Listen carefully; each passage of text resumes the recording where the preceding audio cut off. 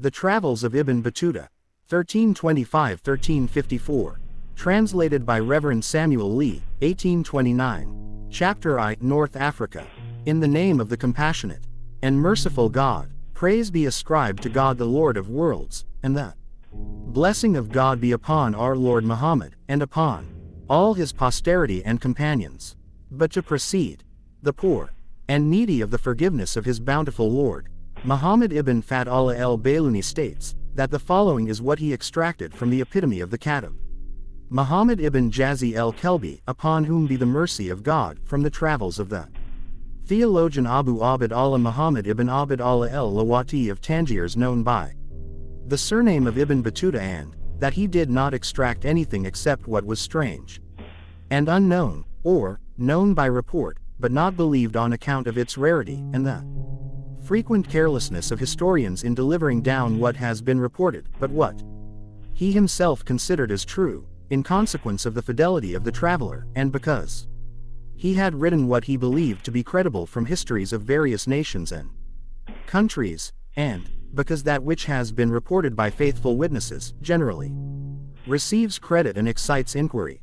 Some of his statements, indeed, are opposed to the statements of others, as, for instance, his accounts of what he saw of the aromatic roots of Hindustan, which differ from those given by the physicians, and yet his accounts are probably the true ones. The Sheikh Ibn Battuta, the author of these travels, left his native city, Tangiers, for the purpose of performing the pilgrimage in the 725th year of the Hijra AD 1324-5. I shall mention here only the names of some of the districts through which he passed, although this may contribute but little towards impressing the reader with the greatness of his courage, his religious confidence, or his indefatigable perseverance in overcoming the difficulties of passing deserts and of crossing mountains. The first city, therefore, at which he arrived, was Tilimzan, the next Milyana, the next El Jazir, Algiers, the next Bajaya, the next Kosanma, the next Buna, the next Tunis, the next Sasa, the next Safakis. Ibn Jazi el-Kelbi states that on this place the following verses were written by Ibn Habib el-Tanuki.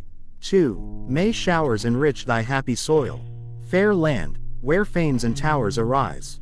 On thee let sainted pilgrims pour the richest blessings of the skies.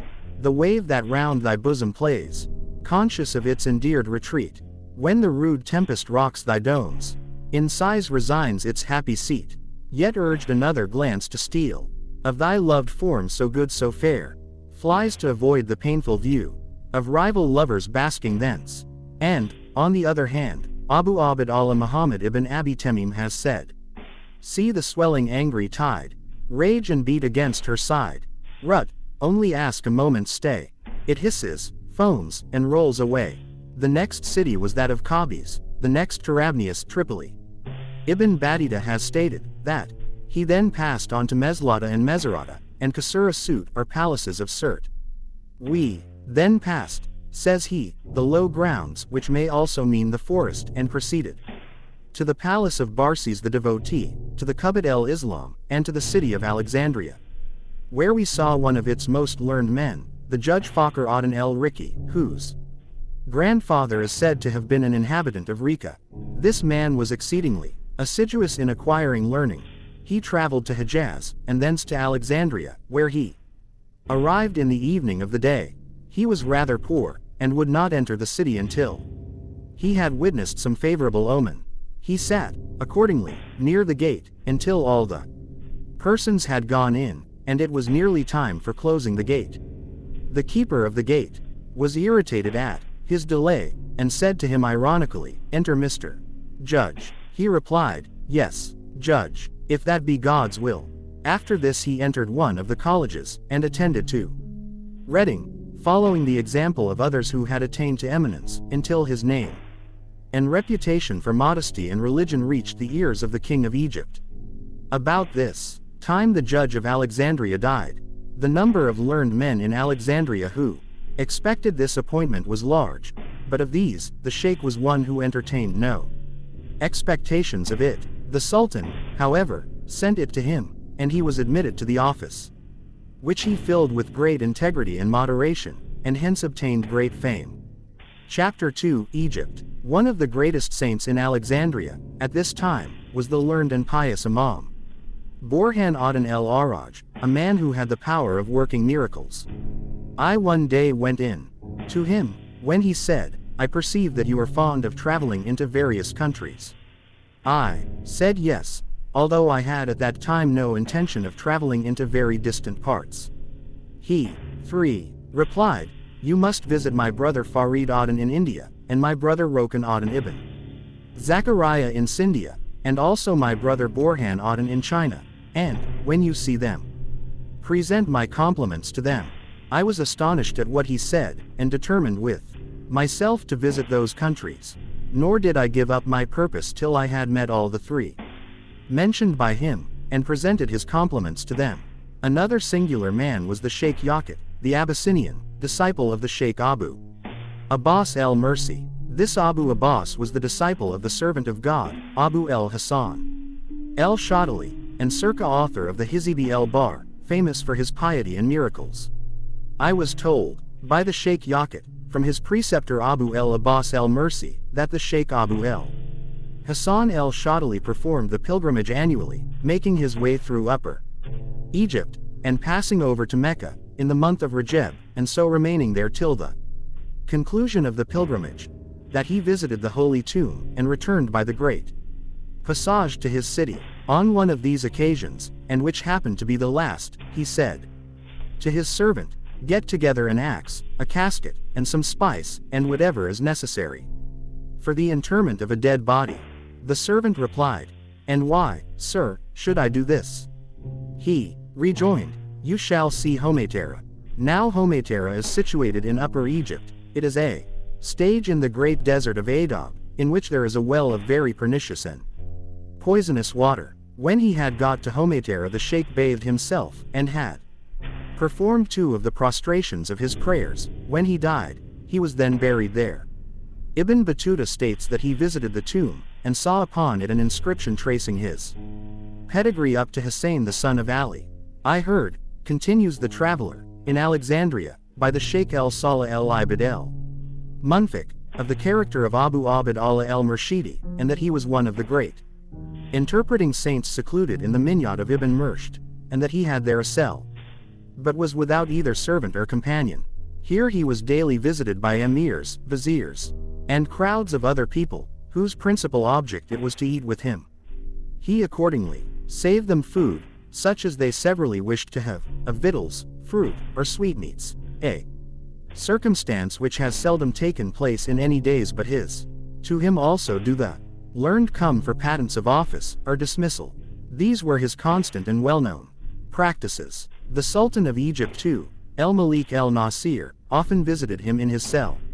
I then left Alexandria, says the traveler, with the intention of visiting this sheikh, may God bless him, and got to the village of Taruha, then to the city of Damanhur, the metropolis of the Delta, then to Fawa, not far from which is the cell of the Sheikh Abu Abd Allah el-Murshidi. I went to it and entered, when the sheikh arose and embraced me. He then brought out victuals and ate with me. After this I slept upon the roof of his cell, and saw in a dream the same night, myself placed on the wings of a great bird, which fled away with me towards the temple at Mecca. He then verged towards Yemen, then towards the east. He then took his course to the south. After this he went far away, into the east, and alighted with me safely in the regions of darkness, or Arctic regions. Where he left me, I was astonished at this vision, and said to myself, no doubt the sheikh will interpret it for me, for he is said to do things of this sort. When the morning had arrived, and I was about to perform my devotions, the sheikh made me officiate. After this, his usual visitors, consisting of emirs, viziers, and others, made their calls upon him, and took their leave. After each had received a small cake from him. When the prayer at noon was over, he called me. I then told him my dream, and he interpreted it for me. He said, "You will perform the pilgrimage, and visit the tomb of the Prophet. You will then traverse the countries of Yemen, Iraq, Turkey, and India, and will remain in these some time. In India you will meet with my brother Dilshad, who will save you from a calamity. into which you will happen to fall. He then provided me with some dried cakes and some dirhams money, and I bade him farewell.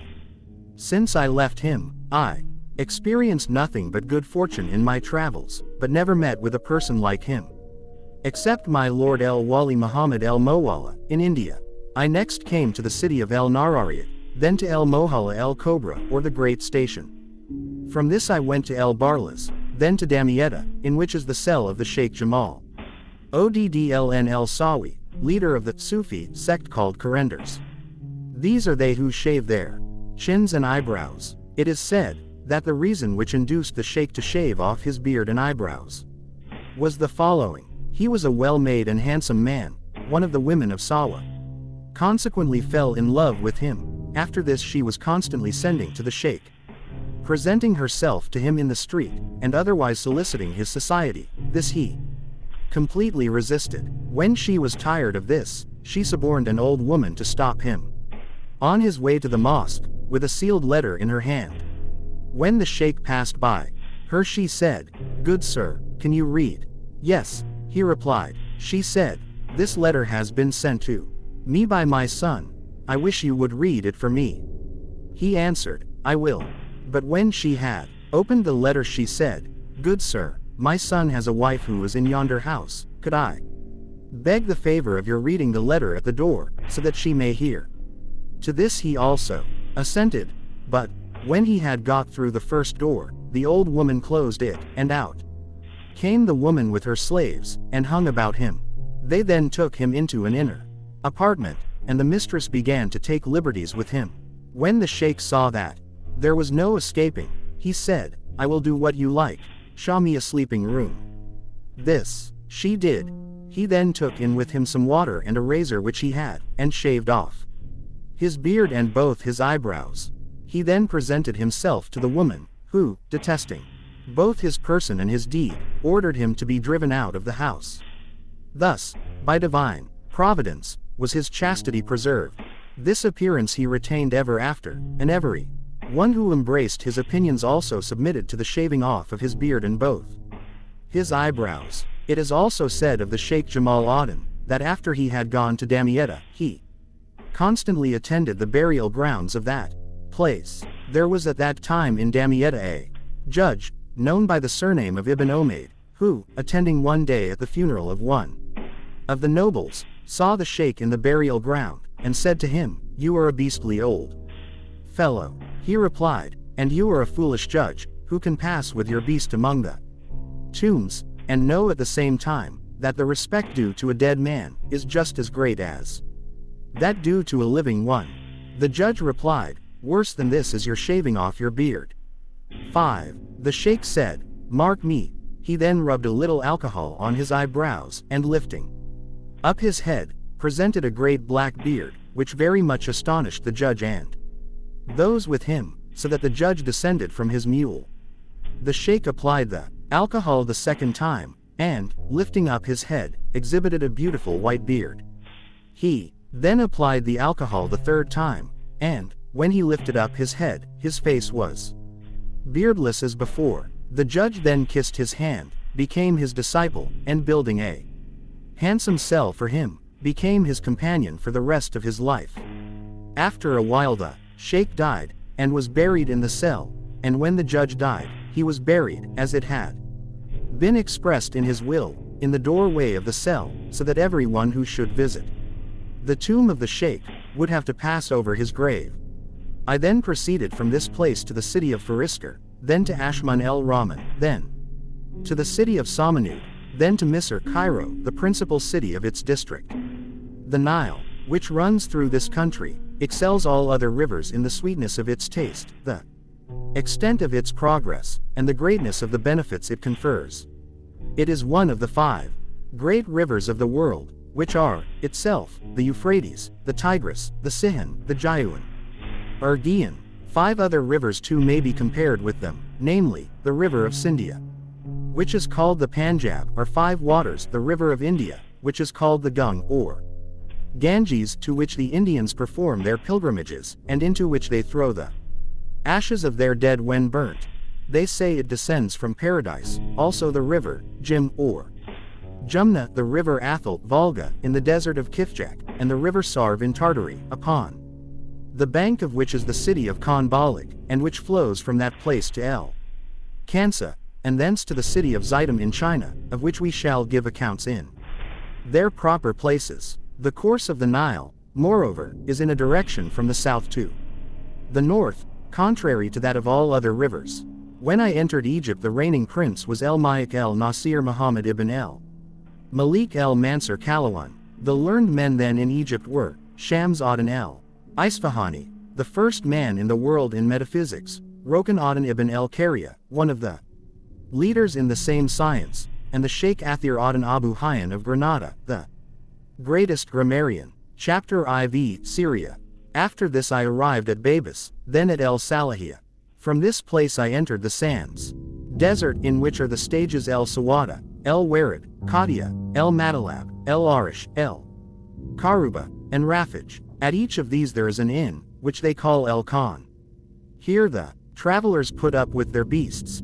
Here are also watering camels, as well as shops, so that a traveler may purchase whatever he may want either for himself or his beast.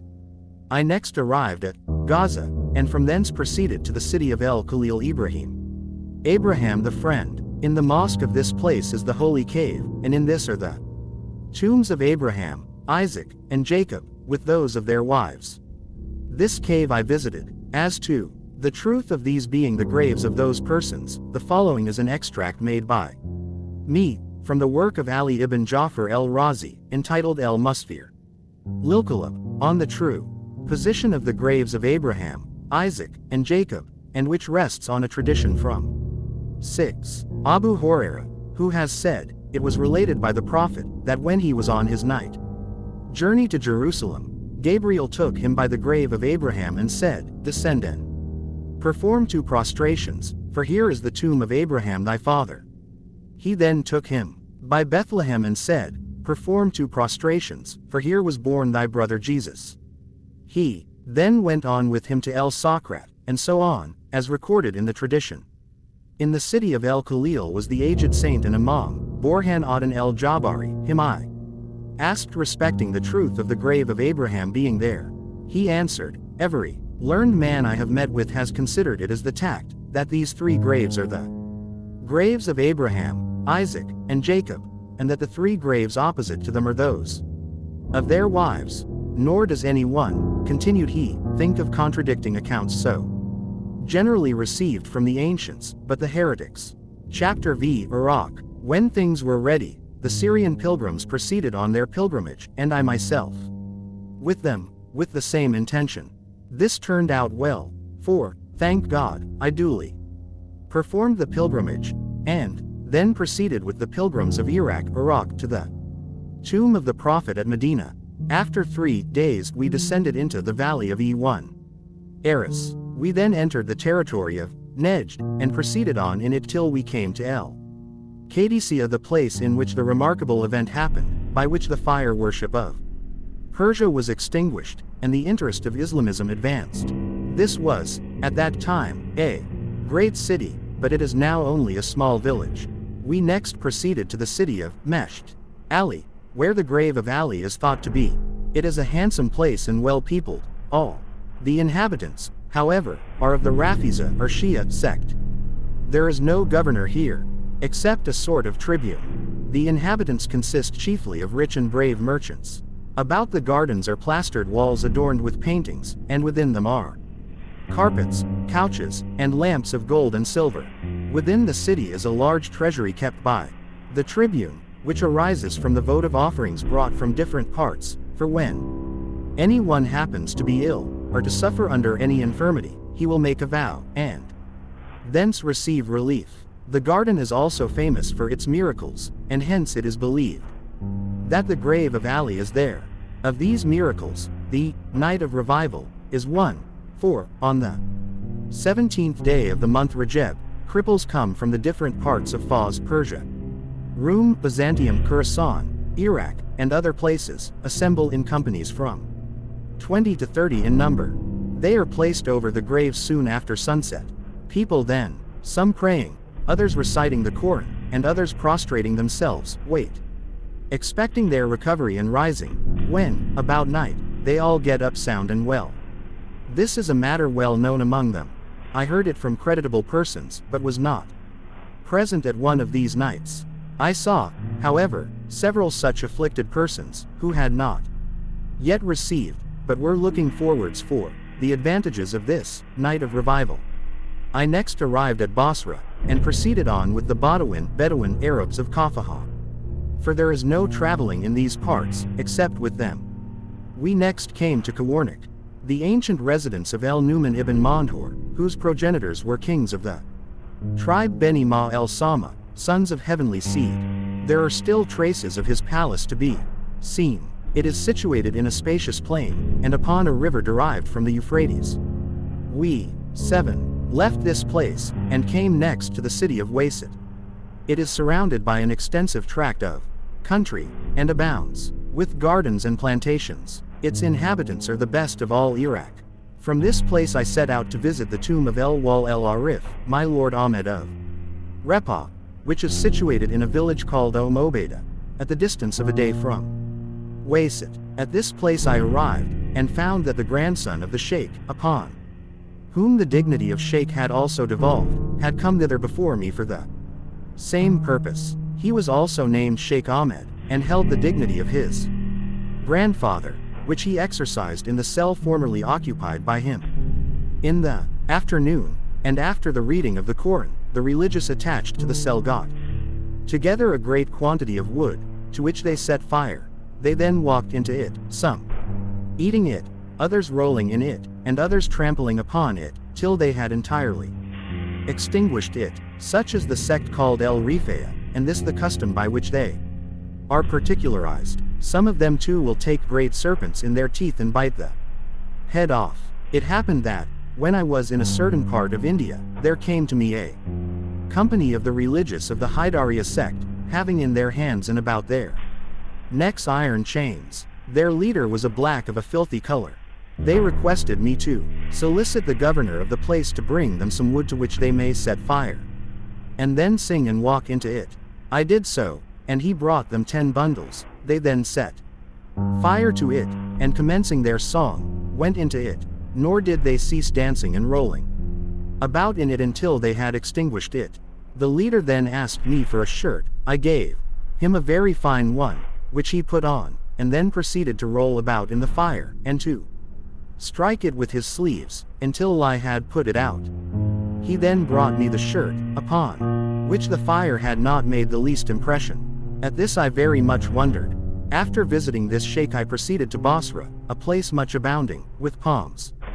The inhabitants are so friendly to strangers that a traveler ha nothing to fear among them. We have here the Mosque of Ali, in which prayers are said every Friday. It is then closed till the next. Chinzwan formerly in the middle of the town, but is situated 2 miles from its present population. In this is the Koran which Othman had sent for the use of the inhabitants, and in which he was reading when he was killed.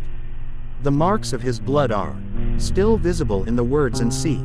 I then went on board a Sambik Turkish Sinbuki, which is a small boat, and proceeded to El Obala, which was once a large city, but is now only a village, which, with its gardens about it, is about 10 miles from Basra.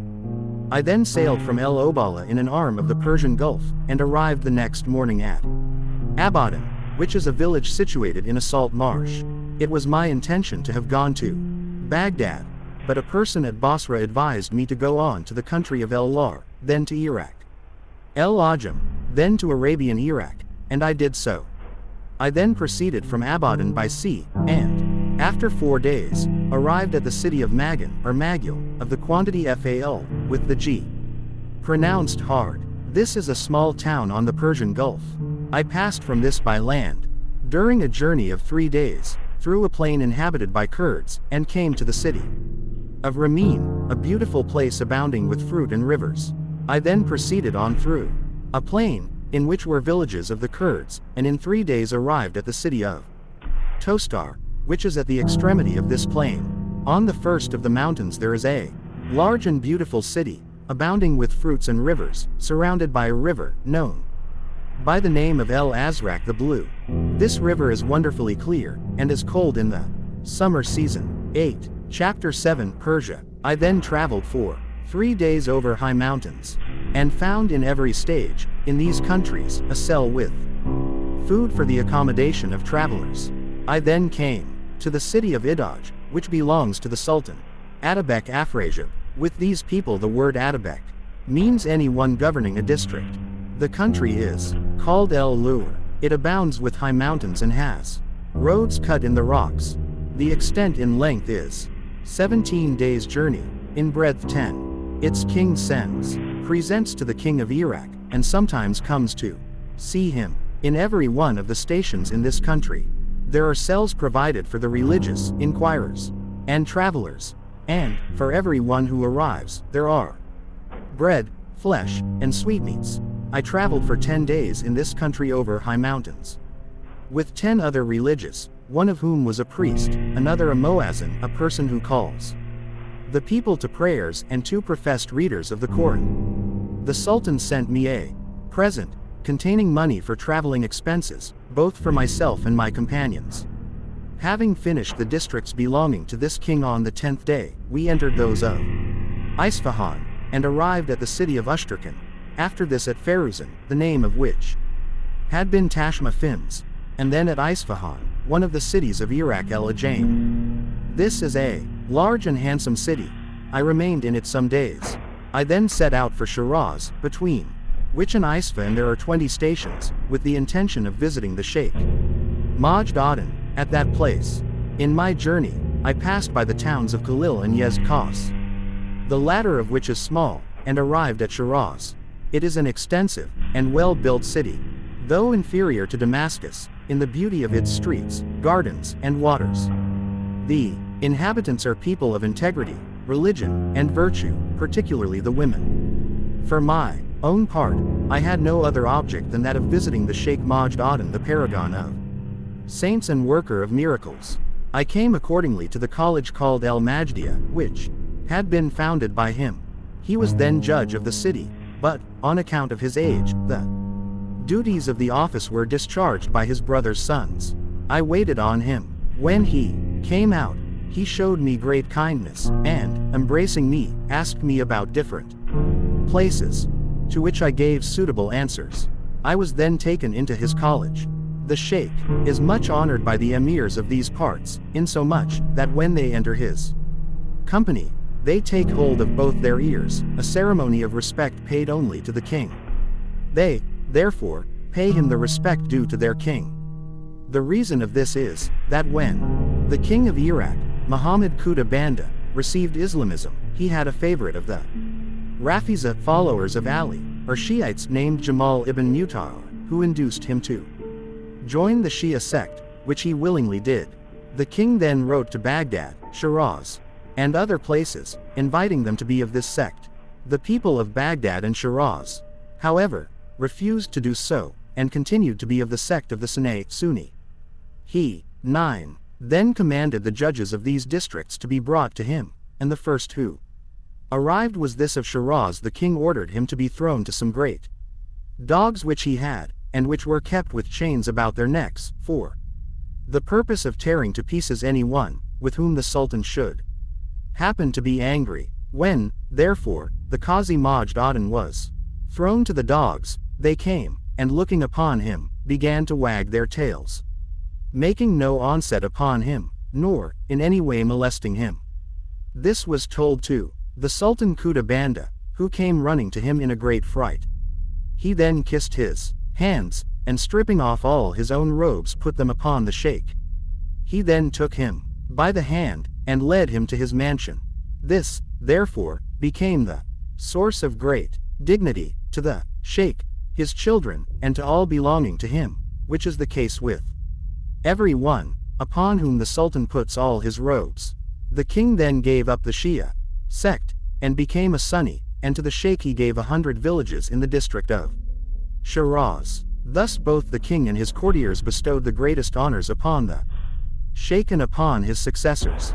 I also visited this sheikh after my return from India, in the year 748 of the Hijra AD 1347, and For this purpose, I traveled a distance of 35 days. I once saw the Sultan of Shiraz Abu Ishaq holding his ears before him, by way of respect.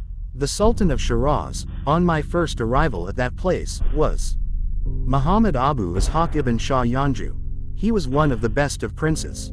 His father, Shah Yanju, was governor of Shiraz, under the king of Iraq, but when he died, the government was put into tile hands of another.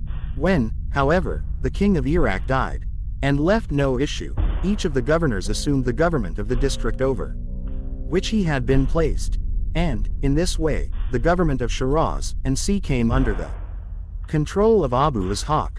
He was a man much beloved on account of his courage and good conduct, and possessed a territory of a month and a half's journey, with an army of 50,000 men. In liberality Abu Ishaq imitated the king of India, for, on one occasion, he gave to a person who had come before him the sum of 70,000 dinars.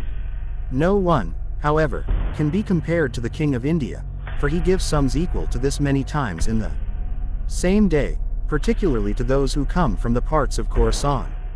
He once said to one of his courtiers, "Go into the treasury and bring as much gold as you can carry at once." The courtier filled 13 purses with gold, and, tying them on his shoulders, attempted to go out, but fell through the weight of the purses. The king then commanded him to take and weigh it, which he did, and found it to be 13 mons of Delhi, the mond of Delhi being equal to 25 rattles of Egypt. On another occasion, he placed one of his emirs, namely, Sharf ul-Mulk Emir Bakht of Khorasan, in a pair of scales, putting gold in the opposite part, till the gold preponderated. He then gave him the gold, and said, "Give alms out of this for your own salvation." He also appointed to the theologian and collector of traditions, Abd el-Aziz el-Ardabili, for his daily expenses, the sum of 100 dinars of silver, 25 of which are equal to the golden dinar. Upon one occasion the above-mentioned sheikh entered into the presence of the king, who rose, and, having kissed his feet, poured upon his head with his own hand a vessel full of gold, and said, "Both the gold and the vessel, which is gold, are thine." 10. The most famous Meshed mosque of Shiraz is that of Ahmed ibn Musa, the brother of El-Riza, which is indeed held in the highest estimation. In this is the tomb of the Imam el-Khatbi el-Wali Abu Abd Allah ibn Khatif, who is the great exemplar of all the region of Fars. This Abu Abd Allah is the person who made known the way from India to the mountain of Serendip, and who wandered about the mountains in the island of Ceylon. Of his miracles, his entering Ceylon, and wandering over its mountains in company with about 30 fakirs, holy ascetics, as one, for when these persons were all suffering from extreme hunger, and had consulted the sheikh on the necessity of slaughtering and eating an elephant, he positively refused and forbade the act. They, nevertheless, impelled as they were by hunger, transgressed his commands, and killed a small elephant, which they ate. The sheikh, however, refused to partake. When they had all gone to sleep, the elephants came in a body, and smelling one of them, put him to death. They then came to the sheikh, and smelled him, but did him no injury. One of them, however, wrapped his trunk about him, and lifting him on his back, carried him off to some houses. When the people saw him, they were much astonished. The elephant then put him down and walked off. The infidels were much delighted with the sheikh, treated him very kindly, and took him to their king. The king gave credit to his story, and treated him with the greatest kindness and respect. When I entered Ceylon I found them still infidels, although they had given great credit to the sheikh. They also very much honor the Moslem fakirs, taking them to their houses and feeding them, contrary to the practice of the infidels of India, for they neither eat with a Moslem, nor suffer him to come near them. I then left Shiraz intending to make Khazaran, situated at the distance of 2 days' journey, in order to visit the tomb of the Sheikh Abu Ishaq el-Khazarani. This sheikh is held high in esteem both in India and China, and even the sailors, when laboring under adverse winds, make great vows to him, which they pay to the servants of his cell, as soon as they get safely to shore. I accordingly visited the tomb of the sheikh, I then left Khazaran and went to the city El Zaydain, the city of the two Zaids. It was so called because Zayd ibn Thabit and Zayd ibn Arqam, two of the companions of the Prophet, were buried there. I then went to El Hawiza, a small town inhabited by Persians, between which and Basra is the distance of 4 days, but from Kufa, that of 5. From this place I went to Kufa through a desert, in which water was only to be found at one of its stages. This is one of the mother cities of Iraq, but it is now very much in ruins. In the mosque is the oratory, in which Ali was killed by the vile Ibn Muljim. In the back part of the mosque is the place in which Noah is said to have grown warm from the oven in the time of the deluge. Chapter X, Yemen, Zanzibar, Yemen. At this time, that is, in the year 729 AD 1328, prayer was made, during the sermon, for the king of Iraq Abu Sa'id, and after that for El-Melik el-Nasir. I remained there during the 3rd year also, and then left Mecca with the intention of visiting Yemen. I arrived, accordingly, at Jeddah. From this place I went with a company of merchants who were going to Yemen, but, as the wind changed upon us, we put into the island of Suwaykin, the Sultan of which was El-Sharif Zayd ibn Abu Noma, son of the Emir of Mecca. Suwaykin. 11.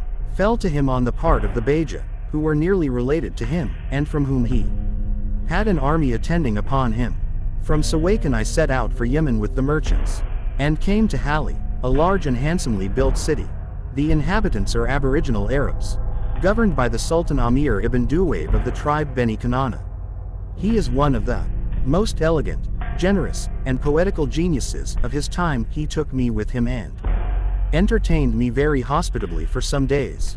From this place I traveled with the merchants to the town of Sarja, a small place inhabited by merchants of Yemen, a liberal and hospitable people. From this place I went to the city of Zabid, where I arrived in 2 days.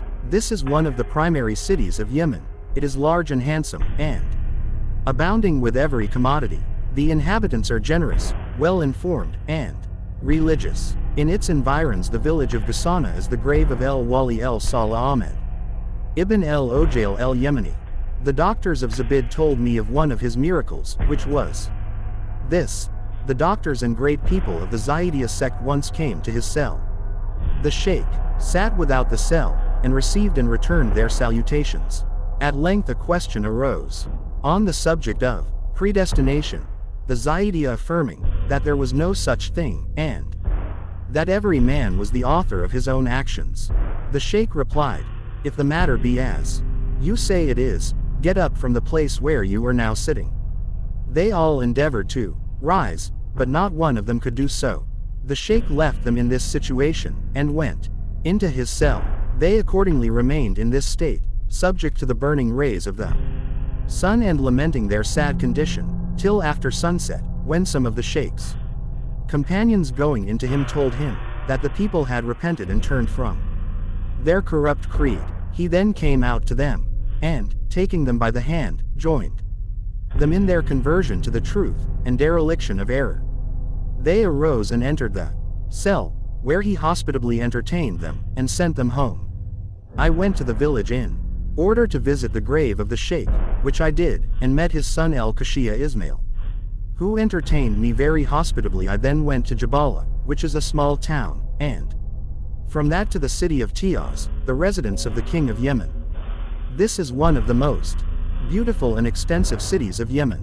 The sultan of this place was El-Malik el-Mojahid Nur ad-Din Ali, son of the Sultan el-Mawa'id Dad, son of Rasul, sent or commissioned. The grandfather of these sultans was called Rasul, because one of the caliphs of the house of Abbas, the Abbasid dynasty, had sent or commissioned him as the emir of Yemen, after which his descendants kept possession of his government.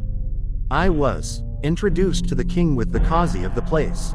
Their custom in saluting their king is this: any person coming before him first places his forefinger on the ground, and then, putting it on his head, says, "May God perpetuate thy power." I was received very courteously, and then invited to a banquet. After this I traveled to the city of Senna, the capital of Yemen. It is a large and well-built city. From this place I went to the city of Aden, which is situated on the seashore. This is a large city, but without either seed, water, or tree. They have, however, reservoirs, in which they collect the rain water for drinking. Some rich merchants reside here, and vessels from India occasionally arrive here. The inhabitants are modest and religious. I then went from Aden by sea, and after 4 days came to the city of Zayla. This is a city of the Berbers, a people of Sudan, of the Shafia sect. Their country is a desert of 2 months' extent. The first part is termed Zayla, the last Mogadishu. The greatest part of the inhabitants of Zayla, however, are of the Rafiza 12 sect. Their food is, for the most part, camel's flesh and fish. The stench of the country is extreme, as is also its filth, from the stink of the fish and the blood of camels which are slaughtered in its streets. I then proceeded by sea for 15 days, and came to Mogadishu, which is an exceedingly large city. The custom here is, that whenever any ships approach, the young men of the city come out, and each one addressing himself to a merchant, becomes his host. If there be a theologian or a noble on board, he takes up his residence with the Qazi. When it was heard that I was there, the Qazi came with his students to the beach, and I took up my abode with him. He then took me to the Sultan, whom they style Sheikh. Their custom is, that a noble or a theologian must be presented to the Sultan before he takes up his abode in the city. When, therefore, the Qazi came to the palace, one of the king's servants met him. The Qazi was then Borhan Aden el-Misri, of Egypt, and to him he mentioned my having come. The servant then went to the Sultan, and informed him, but soon returned to us with a basket of vegetables, and some fafel nut. These he divided among us, and then presented us with rose water, which is the greatest honor done among them to any one. He then said, "It is the command of the king, that this person should reside in the student's house."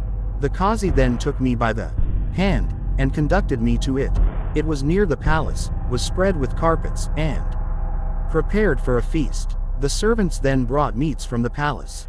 Their meat is generally rice roasted with oil, and placed in a large wooden dish. Over this, they place a large dish of el-kushan, which consists of flesh, fish, fowl, and vegetables. They also roast the fruit of the plantain, and afterwards boil it in new milk. They then put it on a dish, and the curdled milk on another. They also put on dishes, some of preserved lemon, bunches of preserved pepper pods salted and pickled, as also grapes, which are not unlike apples, except that they have stones.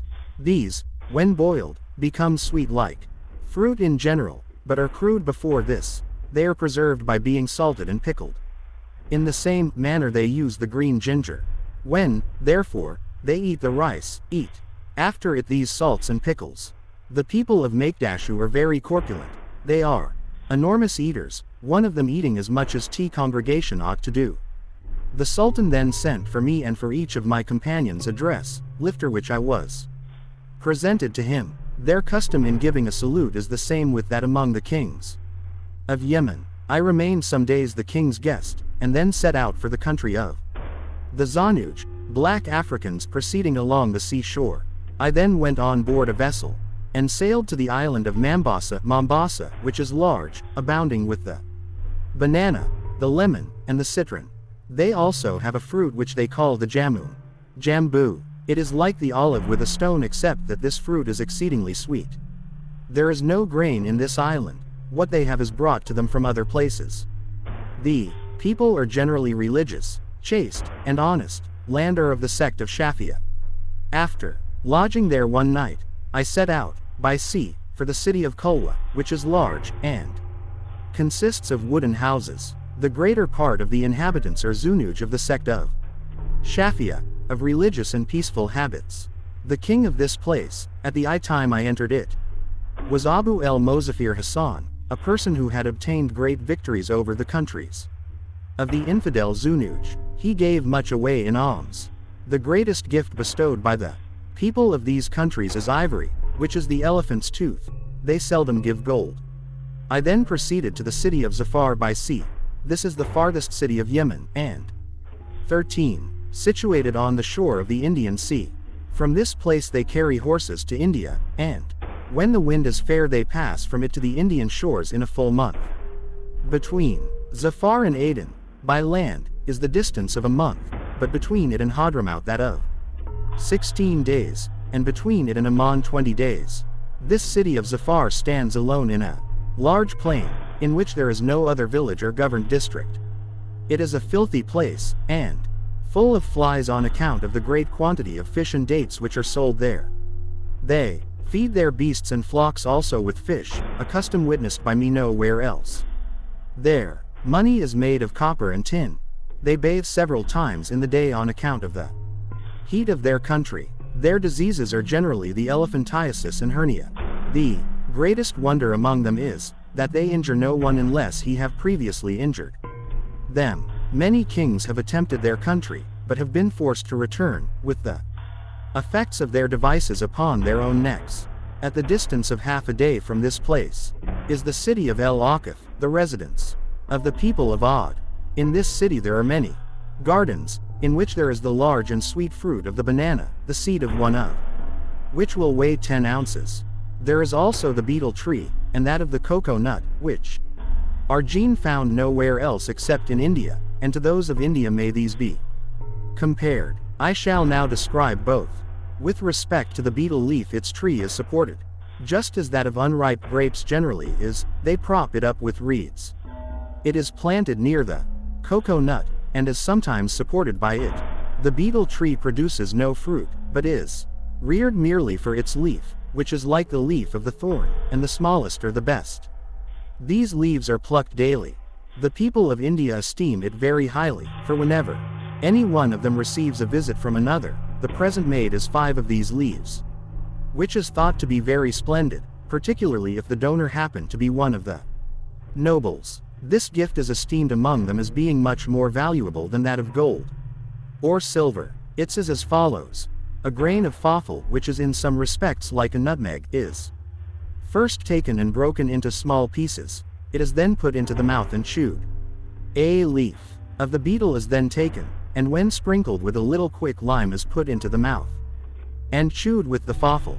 Its properties are to sweeten the breath, help the digestion, and to obviate the danger incident to drinking water on an empty stomach. It also elevates the spirits and stimulates to venery, sexual intercourse. As to the coconut, it is the same with the Indian nut. The tree is very rare and valuable. It is something like the palm. The nut is like a man's head, for it has something like 2 eyes and a mouth, and within, when green, is like the brains.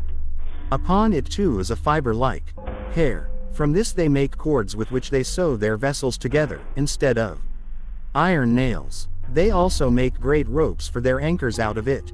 The properties of this nut are, to nourish and quickly to fatten the body, to make the face red, and greatly to stimulate to venery.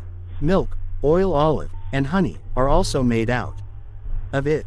They make the honey thus, having cut off the tendril on which the fruit would be formed, leaving it, however, about the length of 2 fingers. They then suspend a larger or smaller pot to it, and into this a kind of water drops, which they collect morning and evening. They then expose it to the fire, just as they do dried grapes, and it becomes stiff and exceedingly sweet. Honey, out of this they make sweetmeats. As to the making of milk, they open a side of the nut, take out the whole of the inside with a knife, and put it on a plate. This they macerate well in water. It then becomes milk, both as to taste and 14 color, and is eaten as such. The oil olive is thus made.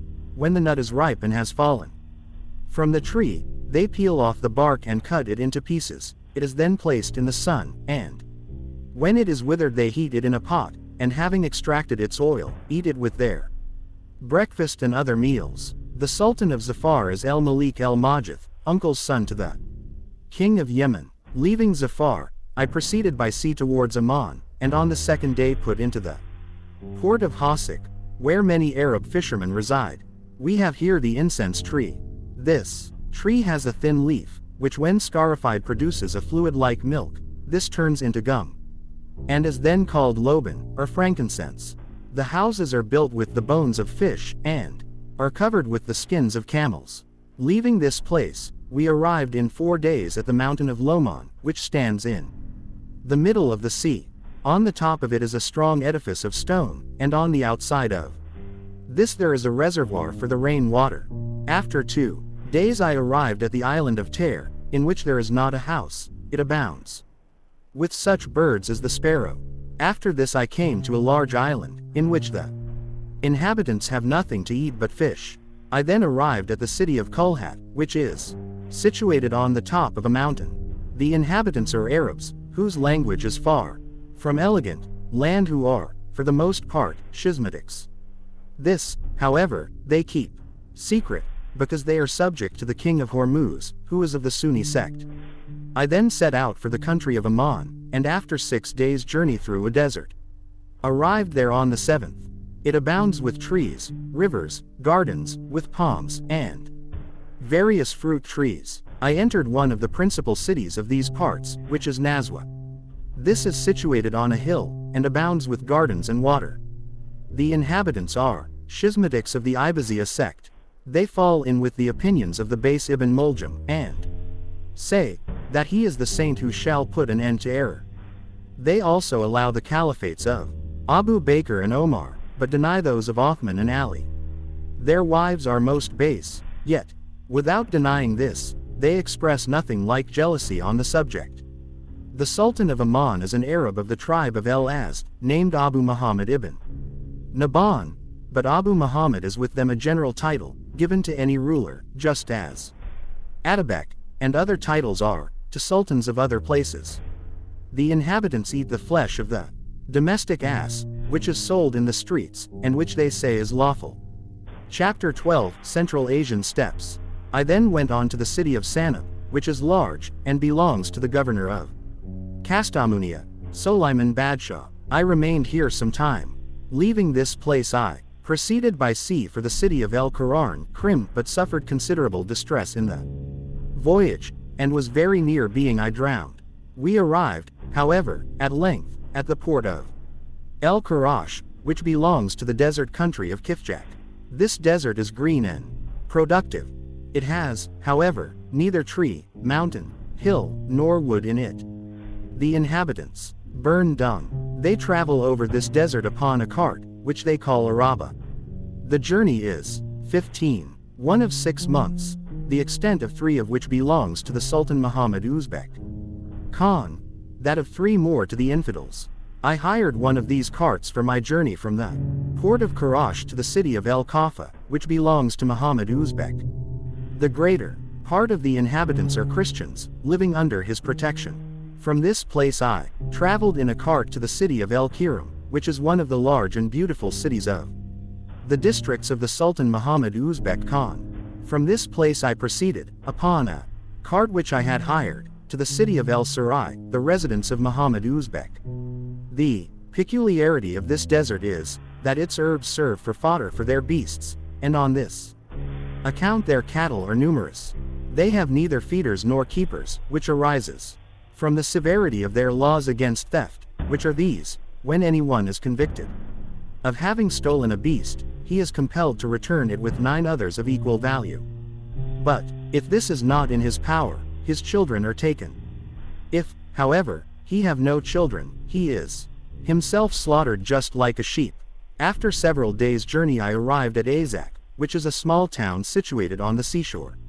In it resides an emir on the part of the Sultan Muhammad, who treated us with great respect and hospitality. From this place I proceeded to the city of El Majah, which is a large and handsome place. The Turkish women of these parts are very highly respected, particularly the wives of the nobles and kings. These women are religious, and prone to almsgiving and other good works. They go unveiled, however, with their faces quite exposed. I next set out for the camp of the Sultan, which was then in a place called Bishtag, or 5 mountains, and arrived at a station to which the Sultan with his retinue had just come before us. At this place, which is termed the Urdu, or camp, we arrived on the 1st of the month Ramadan. Here we witnessed a moving city, with its streets, mosques, and cooking houses, the smoke of which ascended as they moved along. When, however, they halted, all these became stationary. This Sultan Muhammad Uzbek is very powerful, enjoys extensive rule, and is a subduer of the infidels. He is one of the 7 great kings of the world, which are, the Sultan of the West, the Sultan of Egypt and Syria, the Sultan of the 2 Iraqs, the Sultan of the Turks Uzbek, the Sultan of Turkestan and Mawara el-Nahar, the Sultan of India, and the Sultan of China. It is a custom with Muhammad Uzbek to sit after prayer on the Friday, under an alcove, called the Golden Alcove, which is very much ornamented. He has a throne in the middle of it, overlaid with silver plate, which is gilded and set with jewels. The Sultan sits upon the throne, his 4 wives, some at his right hand, others at his left, sitting also upon the throne. Beneath the throne stand his 2 sons, one on his right, the other on his left. Before him sits his daughter. Whenever one of these wives enters, he arises, and taking her by the hand, puts her into her place upon the throne. Thus they are exposed to the sight of all, without so much as a veil. After this, come in the great emirs, for whom chairs are placed on the right and left, and on these they sit. Before the king stand the princes, who are the sons of his uncle, brothers, and near kinsmen. In front of these, and near the door, stand the sons of the great emirs, and behind these, the general officers of the army. People then enter, according to their rank, and saluting the king, return and take their seats at a distance. When, however, the evening prayer 16 is over, the supreme consort, who is queen, returns, the rest follow, each with their attendant beautiful slaves. The women, who are separated on account of any uncleanness, are seated upon horses, before their carriages are cavalry, behind them beautiful Mamluks, slave soldiers. Upon this day I was presented to the Sultan, who received me very graciously, and afterwards sent me some sheep and a horse, with a leathern bag of kimmas, which is the milk of a mare, and very much valued among them as a beverage. The wives of this king are highly honored. Each one has a mansion for herself, her followers, and servants. When the Sultan wishes to visit one of them, he sends word, and preparation is made. One of these wives is a daughter of Takfur, the emperor of Constantinople. I had already visited each of them, and on this account the Sultan received me. This is a custom among them, and whoever fails in observing it, suffers the imputation of a breach of politeness. I had formerly heard of the city of Bulgar, and hence I had conceived a desire to see it, and to observe, whether what had been related of it, as to the extremity of the shortness of its nights, and again of its days, in the opposite season of the year, were true or not. There was, however, between that place, and the camp of the Sultan, a distance of 10 days.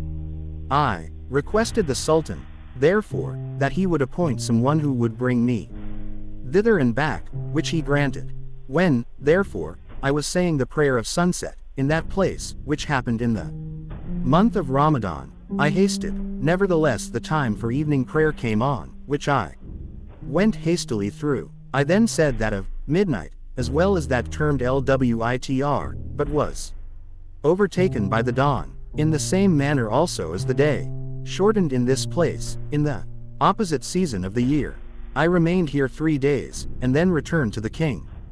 In Bulgar, I was told of the land of darkness, and certainly had a great desire to go to it. From that place, the distance, however, was that of 40 days.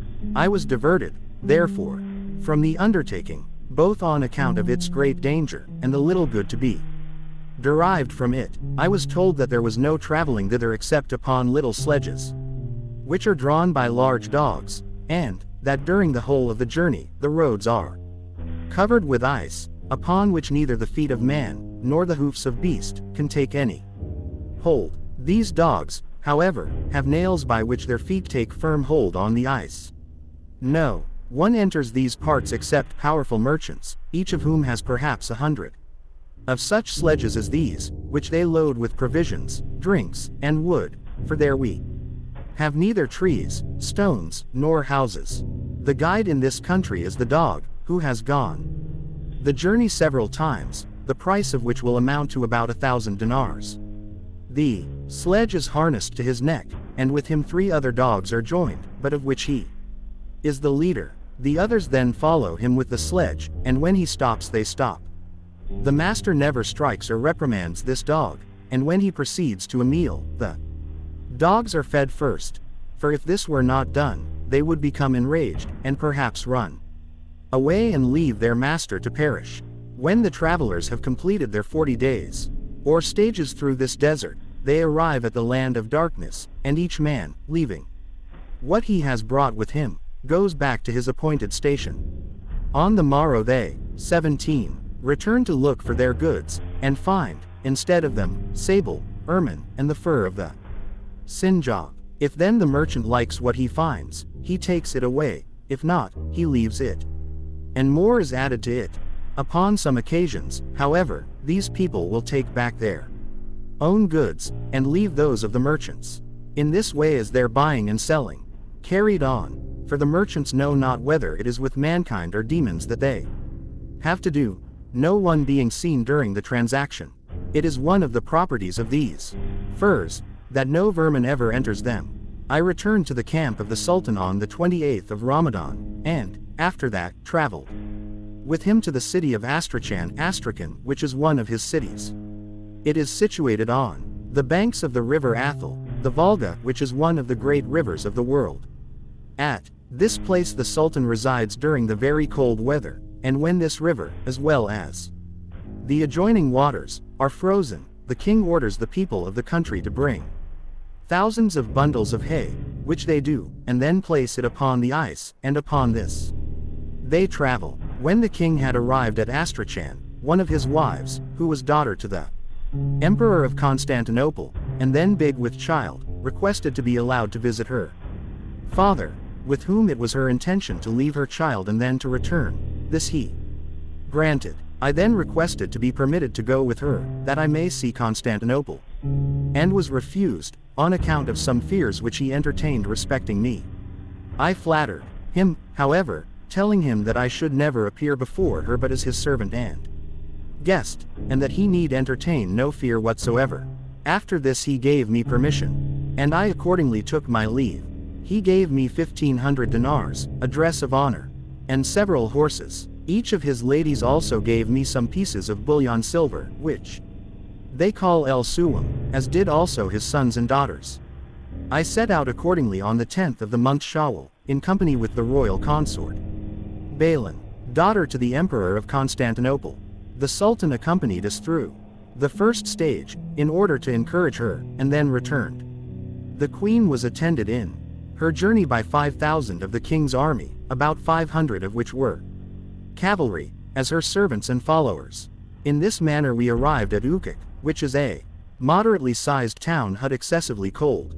Between this place and El Sarai, which belongs to the Sultan, there is a distance of 10 days. At the distance of 1 day from this place are the mountains of the Russians, who are Christians, with red hair and blue eyes. An ugly and perfidious people. They have silver mines, and from their country is the suwam, i.e., the pieces of silver bullion brought. With these they buy and sell, each piece weighing 5 ounces. After 10 days' journey from this place we arrived at the city of Sudik, of which is one of the cities of the desert of Kifjak, and situated on the seashore. After this we arrived at a city known by the name of Baba Saltik. Saltik, they say, was a diviner. This is the last district in this direction belonging to the Turks, between which, however, and the districts of Rum, is a distance of 18 days, 8 of which are over an uninhabited desert without water. But as we entered it during the cold season, we did not want much water. 18. Chapter 13, Byzantium, Afghanistan. Ox, the occasion of my preparing to enter this desert, I presented myself before the queen, and paid my respects to her both in the morning and evening. She received me very graciously, and sent to me a good part of every present which then came to her. I then made known to her my want of some horses, and she ordered 15 to be given to me. After this we arrived at the fortress of Maduli, which is the first in the districts belonging to Rum, but between which and Constantinople is a distance of 22 days. Before this time, the news of her approach had reached her father, who sent out ladies and nurses to meet her at this fortress, with a large array. From this place to Constantinople they travel with horses and mules only, on account of the unevenness of the roads. She, therefore, left her carriages behind her. The emir who attended her husband's troops returned when we had arrived at this place, and she was now attended by her own followers only. At this place I also dismissed my carriages, and a number of my attendants and companions, recommending them to the returning party, who received and treated them courteously. The queen had with her a mosque, which she set up at every stage, just as her husband used to do. In this she had daily prayers. She left it, however, at the fortress. After this the office of the muezzin called to prayer ceased. Wine was brought into the banquet, and of this she drank. I was also told that she ate swine's flesh with them, nor did one who prayed remain with her. Some, however, of her Turkish servants daily prayed with us. Thus were the tastes changed by entering into the territories of infidelity. The queen, however, ordered the officer who had come out to meet her, to pay every attention and respect to me. When we had arrived within a day's journey of the city, her younger brother came out to meet her, accompanied by about 5,000 cavalry, all in armor. He met her on foot, on account of his being her junior. When she had kissed his head, he passed on with her. On the next day her second brother, who is the heir apparent, met her, having with him 10,000 horse. Both parties in this case dismounted, and after they had met they remounted and went on. When at length she approached Constantinople, the greatest part of its inhabitants, men, women, and children, came out, attired in their best clothes, either walking or riding, beating drums and shouting as they proceeded. The Sultan, also, with his queen, the mother of this lady, attended by the officers of state and nobles, came to meet her. When the emperor drew near, both the parties mixed, and such was the pressure that it was impossible for me to pass between them. I was therefore obliged, at the peril of my life, to see to the carrying of Our Lady and her companions. I was told that when she met her parents she alighted and kissed the ground before them, as well as the hoofs of their horses. We entered Constantinople about sunset.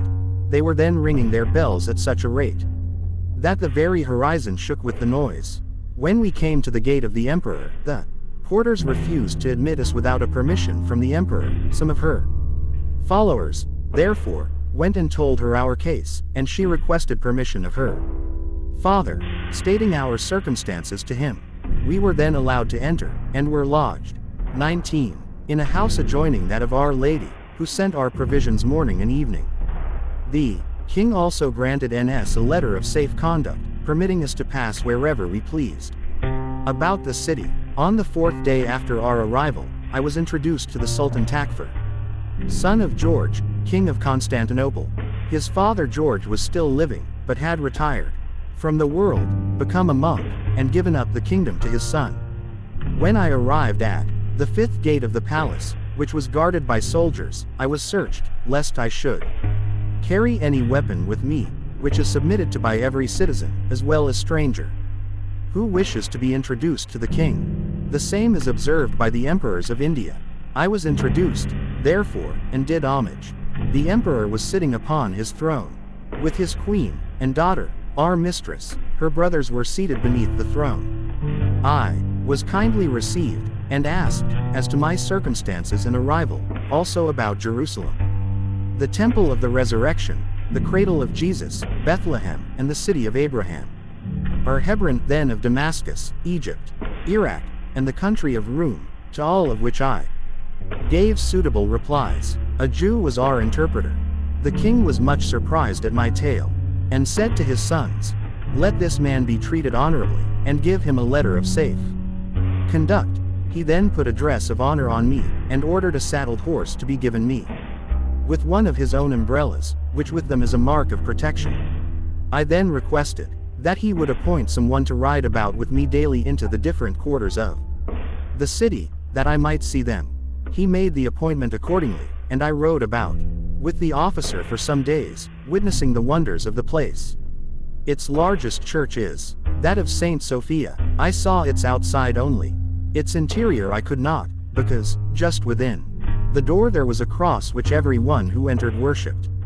It is said that this church is one of the foundations of Asaph, the son of Barachias and nephew of Solomon. The churches, monasteries, and other places of worship within the city are almost innumerable. When it appeared to the Turks, who had accompanied our mistress, that she still professed the religion of her father, and wished to remain with him, they requested permission to return to their own country, which she granted. She also gave them rich presents, and appointed persons to accompany them to their homes. She also requested me that she might commend these attendants to me, giving me, at the same time, 300 dinars, with 2,000 dirhams in money, likewise dresses both of woolen and cotton cloth, as well as horses, on the part of her father. She returned, therefore, after a stay in Constantinople of 1 month and 6 days, to the place where I had left my companions, carriages, and other goods, and, from this place we traveled upon these carriages, until we arrived at Astrakhan, where I had formerly left the Sultan Muhammad Uzbek Khan. But here I found that he had gone with his court to El Sarai, to which I also proceeded.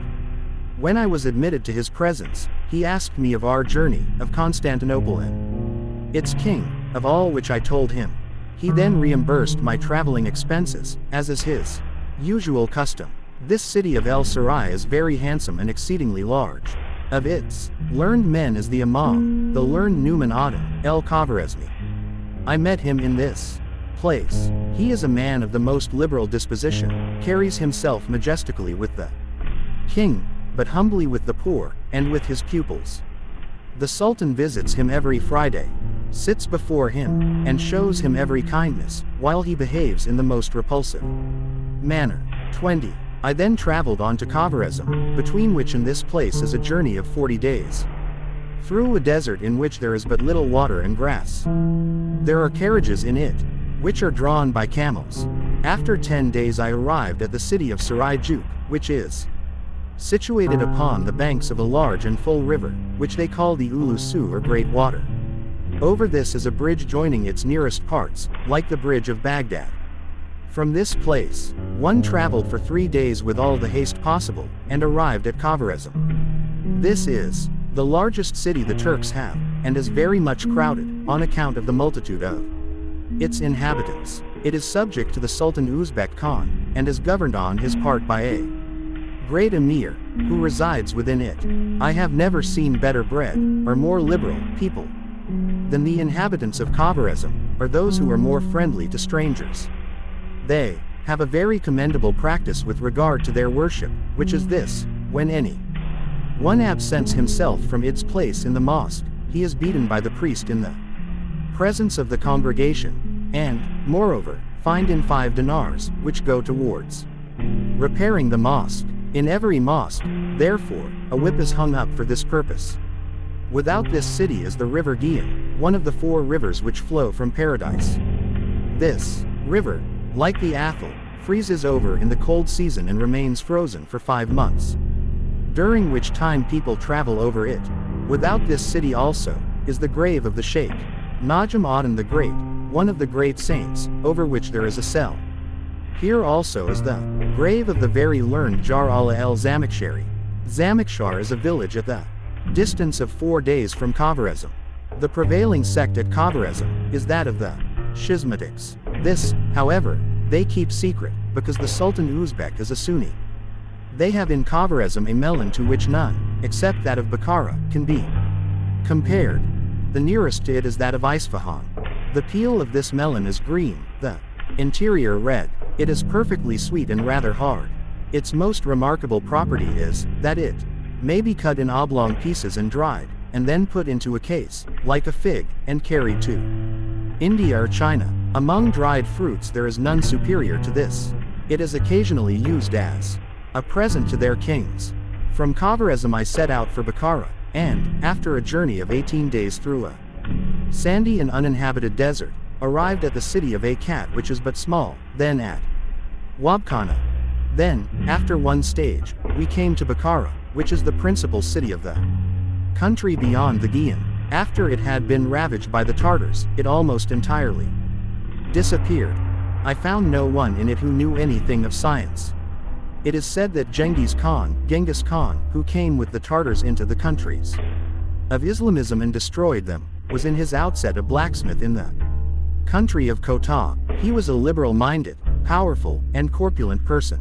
His practice was to assemble and feast the people, who in consequence joined him in considerable numbers and made him their leader. He then conquered the district in which he lived, and, with this accession of strength and followers, he next subdued the whole country of Kota, then China. After this the countries of Kashgar, and Malik. At this time Jalal ad-Din Sanjar, son of Khwarazm Shah, was king of Khwarazm, Khorasan, and Muwahhid el-Nahr, a powerful and splendid prince. Genghis Khan, on account of an affair which had happened among the merchants, and in which some property had been taken, 21. Invaded his territories. This is well known. When, however, Genghis Khan had entered upon the frontiers of Jalal ad-Din's countries, he was met by the king's army, which, after some fighting, was put to the rout. After this Jalal ad-Din himself met him, and some such battles took place as have never been witnessed among the Muslims. In the event, however, Genghis Khan got possession of Muwahhid el-Nahr and destroyed Bukhara, Samarkand, and El-Termid, killed the inhabitants, taking prisoners the youth only, and leaving the country quite desolate. He then passed over the Ghian and took possession of all Khorasan and Iraq, destroying the cities and slaughtering the inhabitants. He then perished, having appointed his son Hulaku to succeed him. Hulaku soon after entered Baghdad, destroyed it, and put to death the Caliph el-Mustasim of the House of Abbas, and reduced the inhabitants. He then proceeded with his followers to Syria, until divine providence put an end to his career, for there he was defeated by the army of Egypt, and made prisoner. Thus was their progress in the Muslim countries put an end to. The Epitomator, a writer of sayings, Ibn Jazi el-Kelbi states, that he has been told by the Sheikh ibn el-Haji, who had heard it from Abd Allah ibn Roshaid, who had met Nur ad-Din ibn el-Zajjaj, one of the learned men of Iraq, with his brother's son in Mecca, and who told him as they were conversing together, that in the war with the Tartars in Iraq not fewer than 24,000 learned men perished, and that himself, and that man, pointing to his brother's son, were the only learned men who had escaped. I next proceeded from Bukhara for the camp of the Sultan Ala ad-Din Tarmashiran, and, in my way, passed by Naqshab, the place to which the patronymic of the Sheikh Abu Turab el-Naqshabi is referred. From this place I proceeded to the camp of the Sultan, the king of Muwahhid el-Nahr. This is a powerful prince, who has at his command a large army, and is remarkable for the justice of his laws. The territories of this king occupy a middle station among those of the four great kings of the world, who are, the king of China, that of India, that of Iraq, that of the Turks Muhammad Uzbek Khan, all of whom send presents to him, give him the place of honor, and very highly respect him. He succeeded to the kingdom after his brother Jagatai, who was an infidel, and had succeeded to his elder brother Kobuk, who was also an infidel. He was, nevertheless, just, and much attached to the Muslims, to whom he paid great respect. It is said that this King Kobuk was one day talking with the doctor and preacher Badr ad-Din el-Madani, when he said to him, "You say that God has left nothing unmentioned in his book." The preacher replied, "It is even so." "Show me, then," said he, "where my name is to be found." The reply was, "In the passage, in which form he pleased hath he fashioned thee." This astonished him, and he said, "Bakshi, that is, well done." I spent some days in the camp of Tarmashiran. Upon a certain day, however, I went to the mosque, which was in the camp they call the Urdu, for I had heard that the Sultan was to be in the mosque. When the service was ended, I approached in order to pay my respects to him, as he had heard of my arrival. He was pleased with me, and treated me very respectfully. After this he sent for me. I went to him, and found him in his tent, and there paid my respects to him. He then asked me of Mecca, Medina, 22, Jerusalem, Damascus, and Egypt, as also of El-Malik el-Nasir, the kings of Iraq, and Persia. to all of which I gave suitable answers, and received marks of distinction. One of the odd things that happened respecting him, was, that once when the hour of prayer had arrived, and the people were assembled in the mosque, the Sultan delayed. One of his young men coming in, said to the priest Hassam Adan el-Yagi, the Sultan wishes you to wait a little. Upon this the priest got up and said, I ask, are prayers had here for the sake of God, or of Tarmashirim?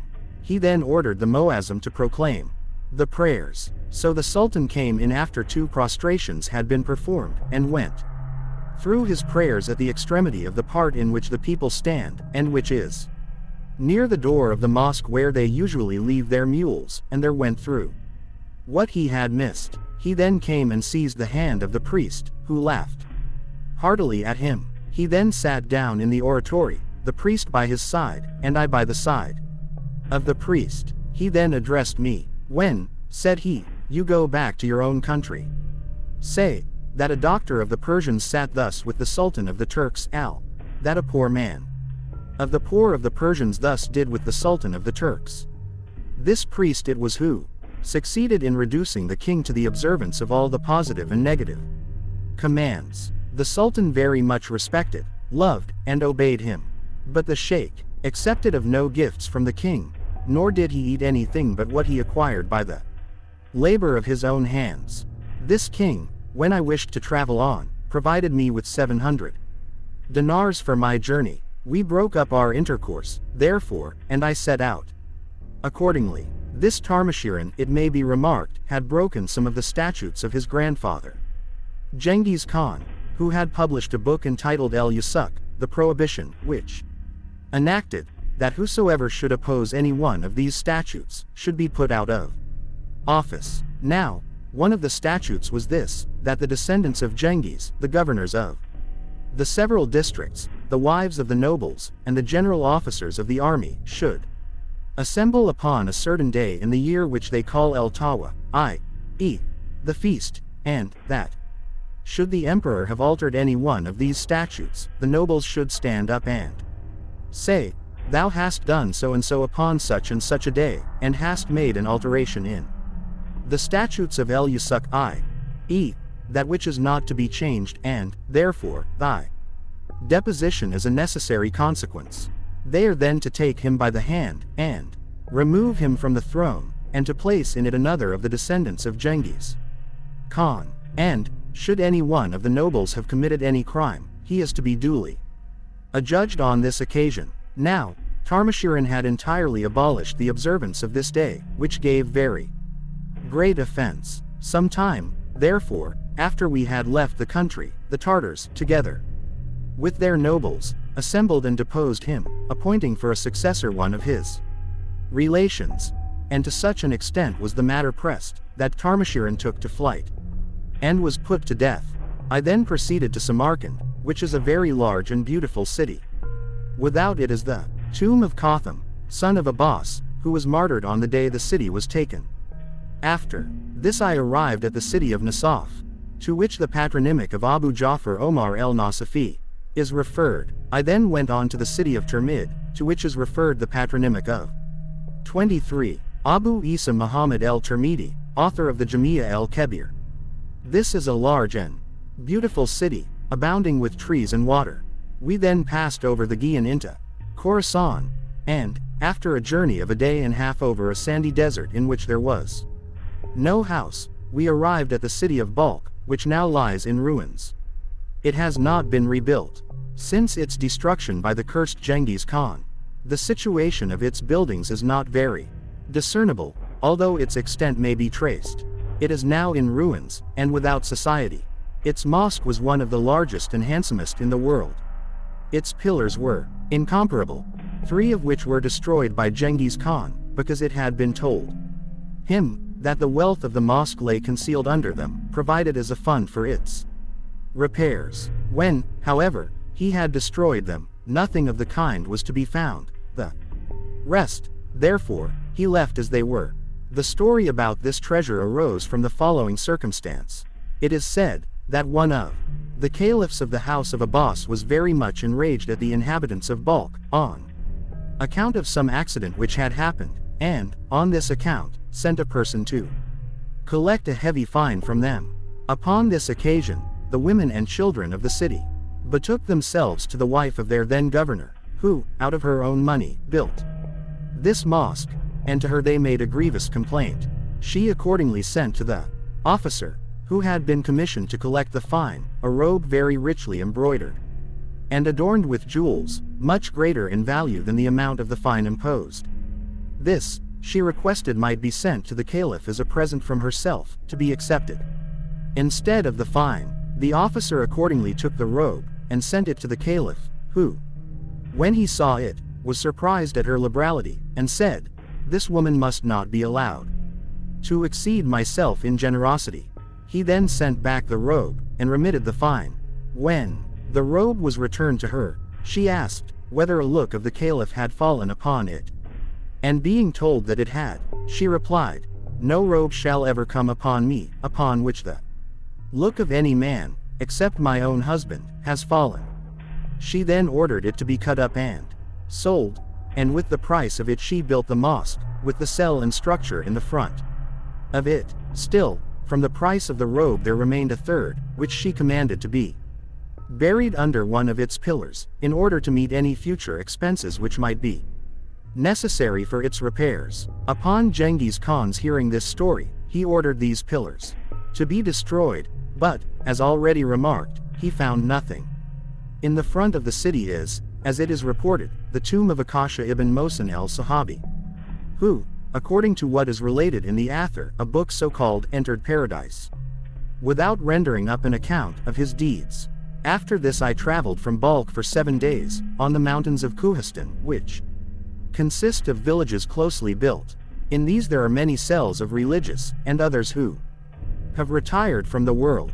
I next came to the city of Herat, which is the largest inhabited city in Khorasan. Of the large cities of this district there are 4, 2 of these are now inhabited, namely, Herat and Nizibur, and 2 in ruins, namely Balkh and Merah. The inhabitants of Herat are religious, sincere, and chaste, and are of the sect of Hanifa. The king of Herat was at this time the Sultan, the great Hussein son of the Sultan Joth Aden el-Ghori, a man of tried valor.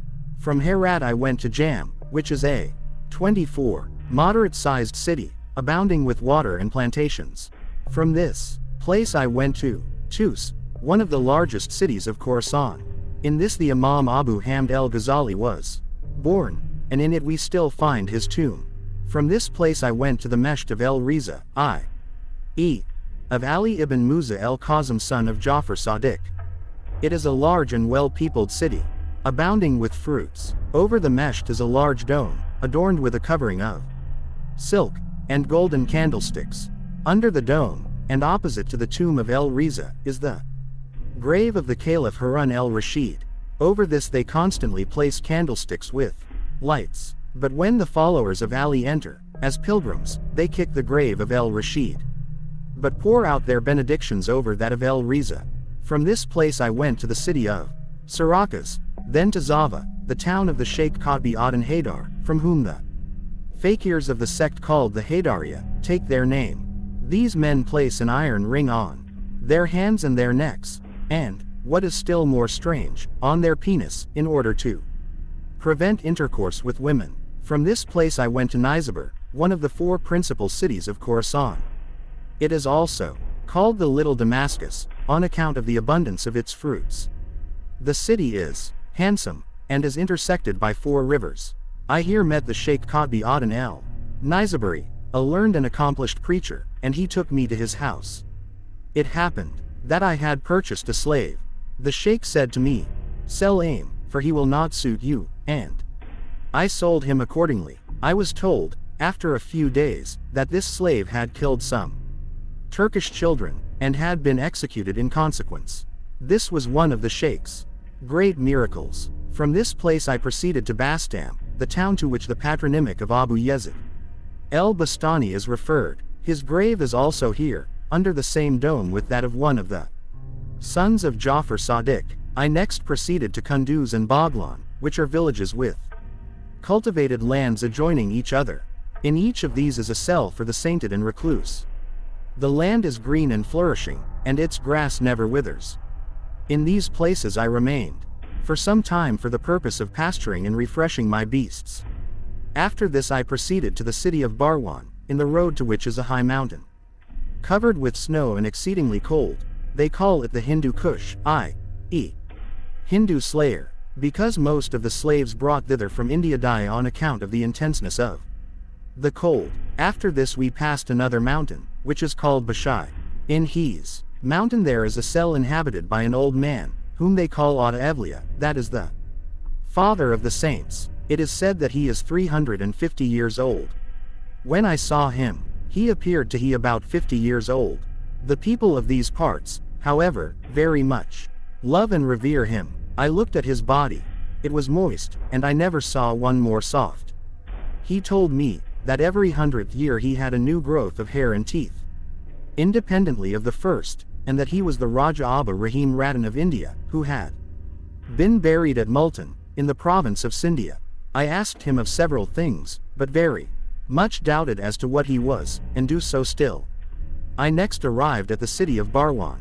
In this place I met the Turkish Emir Barante, the largest and fattest man I had ever seen. He treated me very respectfully, and gave me some provisions. I then went on to the village of El Jark, and thence to Gizna, the 25 city of the warrior of the faith, and against India, the victorious Mahmud, son of Subuktajan. His grave is here. The place is exceedingly cold. It is 3 stages distant from Kandahar. It was once a large city, but is now mostly in ruins. I then went on to Kabul, which was once a large city, but is now, for the most part, in ruins. It is inhabited by a people from Persia whom they call the Afghans. Their mountains are difficult of access, having narrow passes. These are a powerful and violent people, and the greater part of them highway robbers. Their largest mountain is called the Mountain of Solomon. It is said that when Solomon had ascended this mountain, and was approaching India from it, and saw that it was an oppressive country, he returned refusing to enter it. The mountain was therefore called after his name. Upon this the king of the Afghans resides. We next left Kabul by the way of Kermish, which is a narrow pass situated between two mountains, in which the Afghans commit their robberies. We, thank God, escaped by plying them with arrows upon the heights, throughout the whole of the way. The next place we arrived at was Shishnagar, which is situated at the extremity of the Turkish dominions. From this place we entered the great desert, which is 15 days in extent. In this no one can travel except in one season out of the 4, on account of the Samoon poison wind by which putrefaction takes place, and the body as soon as dead falls to pieces in its several members. We got to the Panjab, i.e. the 5 waters, in safety. This is the junction of 5 different rivers, and which waters all the agriculture of the district. We were comfortable enough when we got on the river, which happened in the beginning of the month Moharram, AH 734, AD 1332. From this place the informers wrote of our arrival to the court of the Emperor of India. It is a custom with them, that every one who enters India with a wish to see the Emperor, must be described in writing from this place, stating the particulars of his person and the objects he has in view, which is sent off by a courier. For no one is allowed to appear at court, unless the Emperor has been previously acquainted with all the circumstances of his case. Chapter 16, India. Let us now return to the description of our arrival Delhi. When we arrived at this place, the vizier having previously met us, we came to the door of the Sultan's Haram private family quarters, to the place in which his mother, El Makduma Jahan, resides. The vizier, as also the Qazi of the place, being still with us. These paid their respects at the entrance, and we all followed their example. We also, each of us, sent his present to her, which was proportionate to his circumstances. The Queen's secretaries then registered these presents, and informed her of them. The presents were accepted, and we were ordered to be seated. Her viands were then brought in. We received the greatest respect and attention in their odd way. After this, dresses of honor were put upon us, and we were ordered to withdraw to such places as had been prepared for each of us. We made our obeisance and retired accordingly. This service is presented by one's bowing the head, placing one of the hands on the earth, and then retiring. When I had got to the house prepared for me, I found it furnished with every carpet, vessel, couch, and fuel one could desire. The victuals which they brought us consisted of 26 flour, rice, and flesh, all of which was brought from the mother of the emperor. Every morning we paid our respects to the vizier, who on one occasion gave me 2,000 dinars, and said, "This is to enable you to get your clothes washed."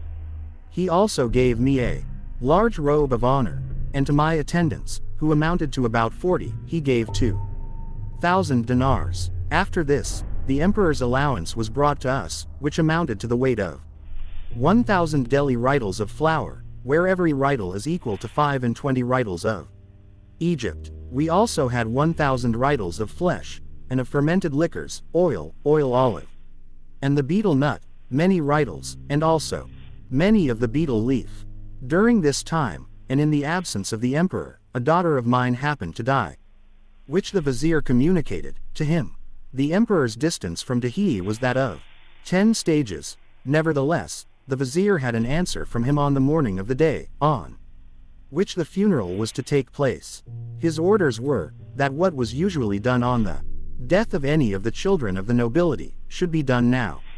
On the third day, therefore, the vizier came with the judges and nobles, who spread a carpet and made the necessary preparations, consisting of incense, rose water, readers of the Koran, and panegyrists. When I proceeded with the funeral, I expected nothing of this, but upon seeing their company I was much gratified. The vizier, on this occasion, occupied the station of the emperor, defraying every expense, and distributing victuals to the poor, and others, and giving money to the readers, according to the order which he had received from the emperor. After this, the emperor's mother sent for the mother of the child, and gave her dresses and ornaments, exceeding 1,000 dinars in value. She also gave her 1,000 dinars in money, and dismissed her on the second day. During the absence of the emperor, the vizier showed me the greatest kindness, on the part of himself, as well as on that of his master. Soon after, the news of the emperor's approach was received, stating that he was within 7 miles of Delhi, and ordering the vizier to come and meet him. He went out, accordingly, accompanied by those who had arrived for the purpose of being presented, each taking his present with him. In this manner we proceeded till we arrived at the gate of the palace in which he then was. At this place the secretaries took account of the several presents, and also brought them before the emperor. The presents were then taken away, and the travelers were presented, each according to the order in which he had been arranged. When my turn came, I went in and presented my service in the usual manner, and was very graciously received, the emperor taking my hand, and promising me every kindness. To each of the travelers he gave a dress of honor, embroidered with gold, which had been worn by himself, and one of these he also gave to me. After this, we met without the palace, and viands were handed about for some time. On this occasion the travelers ate, the vizier, with the great emirs, standing over them as servants. We then retired. After this, the emperor sent to each of us one of the horses of his own stud, adorned and caparisoned with a saddle of silver. He then placed us in his front with the vizier, and rode on till he arrived at his palace in Delhi. On the third day after our arrival, 27, each of the travelers presented himself at the gate of the palace, when the emperor sent to inquire whether there were any among us who wished to take office, either as a writer, a judge, or a magistrate, saying that he would give such appointments. Each, of course, gave an answer suitable to his wishes. For my own part, I answered, I have no desire either for rule or writership, but the office both of judge and of magistrate, myself and my fathers have filled. These replies were carried to the emperor, who commanded each person to be brought before him, and he then gave him such appointment as would suit him, bestowing on him, at the same time, a dress of honor, and a horse furnished with an ornamented saddle. He also gave him money, appointing likewise the amount of his salary, which was to be drawn from the treasury. He also appointed a portion of the produce of the villages, which each was to receive annually, according to his rank. When I was called, I went in and did homage. The vizier said, "The Lord of the world appoints you to the office of judge in Delhi. He also gives you a dress of honor with a saddled horse, as also 12,000 dinars for your present support. He has moreover appointed you a yearly salary of 12,000 dinars, and a portion of lands in the villages, which will produce annually an equal sum." I then did homage according to their custom, and withdrew. We shall now proceed to give some account of the Emperor Muhammad son of Gaith Aden Taghlaq, then of our entering and leaving Hindustan. This emperor was one of the most bountiful and splendidly munificent men where he took, but in other cases, one of the most impetuous and inexorable, and very seldom indeed did it happen, that pardon followed his anger. On one occasion he took offense at the inhabitants of Delhi, on account of the numbers of its inhabitants who had revolted, and the liberal support which these had received from the rest, and, to such a pitch did the quarrel rise, that the inhabitants wrote a letter consisting of several pages, in which they very much abused him. They then sealed it up, ere directed it to the real head and lord of the world, adding, "Let no other person read it." They then threw it over the gate of the palace. Those who saw it could do no other than send it to him, and he read it. Accordingly, the consequence was, he ordered all the inhabitants to quit the place, and, upon some delay being evinced, Lai made a proclamation stating, that what person whatsoever, being an inhabitant of that city, should be found in any of its houses or streets, should receive condign punishment. Upon this they all went out. But his servants, finding a blind man in one of the houses, and a bedridden one in another, the emperor commanded the bedridden man to be projected from a ballista, a huge crossbow used as a siege engine, and the blind one to be dragged by his feet to Daulatabad, which is at the distance of 10 days, and he was so dragged, but, his limbs dropping off by the way, only one of his legs was brought to the place intended, and was then thrown into it, for the order had been, that they should go to this place. When I entered Delhi it was almost a desert. Its buildings were very few, in other respects it was quite empty, its houses having been forsaken by its inhabitants. The king, however, had given orders, that anyone who wished to leave his own city, may come and reside there. The consequence was, the greatest city in the world had the fewest inhabitants. 28. Upon a certain occasion, too, the principal of the preachers, who was then keeper of the jewelry, happened to be outwitted by some of the infidel Hindus, who came by night and stole some jewels. For this he beat the man to death with his own hand. Upon another occasion, one of the emirs of Fargana came to pay him a temporary visit. The emperor received him very kindly, and bestowed on him some rich presents. After this the emir had a wish to return, but was afraid the emperor would not allow him to do so. He began, therefore, to think of flight. Upon this a whisperer gave intimation of his design, and the emir was put to death. The whole of his wealth was then given to the informers. For this is their custom, that when any one gives private intimation of the designs of another, and his information turns out to be true, the person so informed of is put to death, and his property is given to the informer.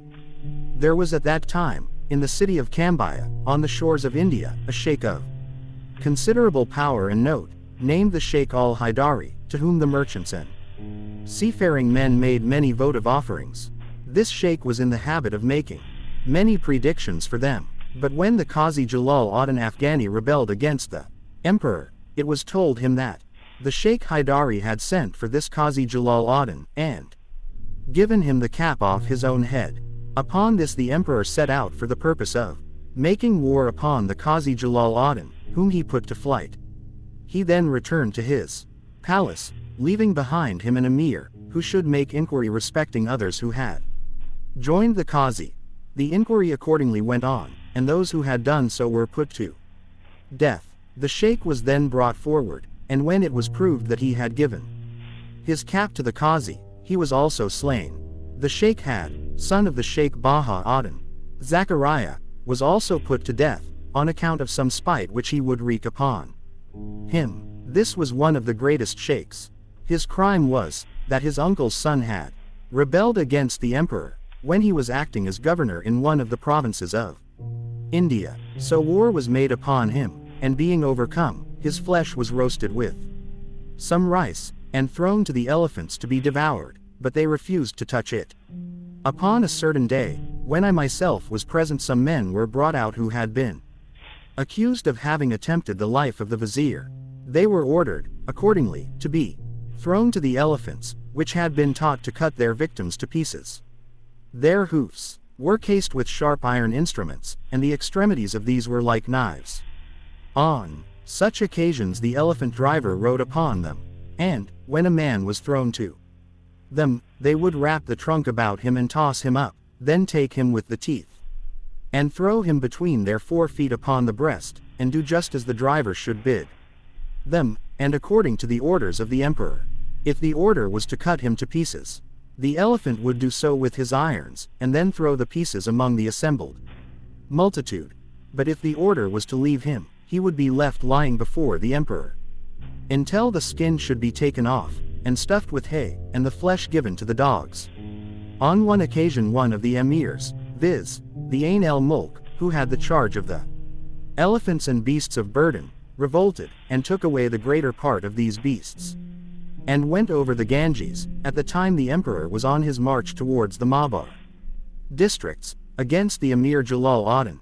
Upon this occasion the people of the country, 29, proclaimed the runaway emperor, but an insurrection arising, the matter soon came to an end. Another of his emirs, namely Halajun, also revolted, and sallied out of Delhi with a large army. The viceroy in the district of Telangana also rebelled, and made an effort to obtain the kingdom, and very nearly succeeded, on account of the great number who were then in rebellion, and the weakness of the army of the emperor, for a pestilence had carried off the greater part. From his extreme good fortune, however, he got the victory, collected his scattered troops, and subdued the rebellious emirs, killing some, torturing others, and pardoning the rest. He then returned to his residence, repaired his affairs, strengthened his empire, and took vengeance on his enemies.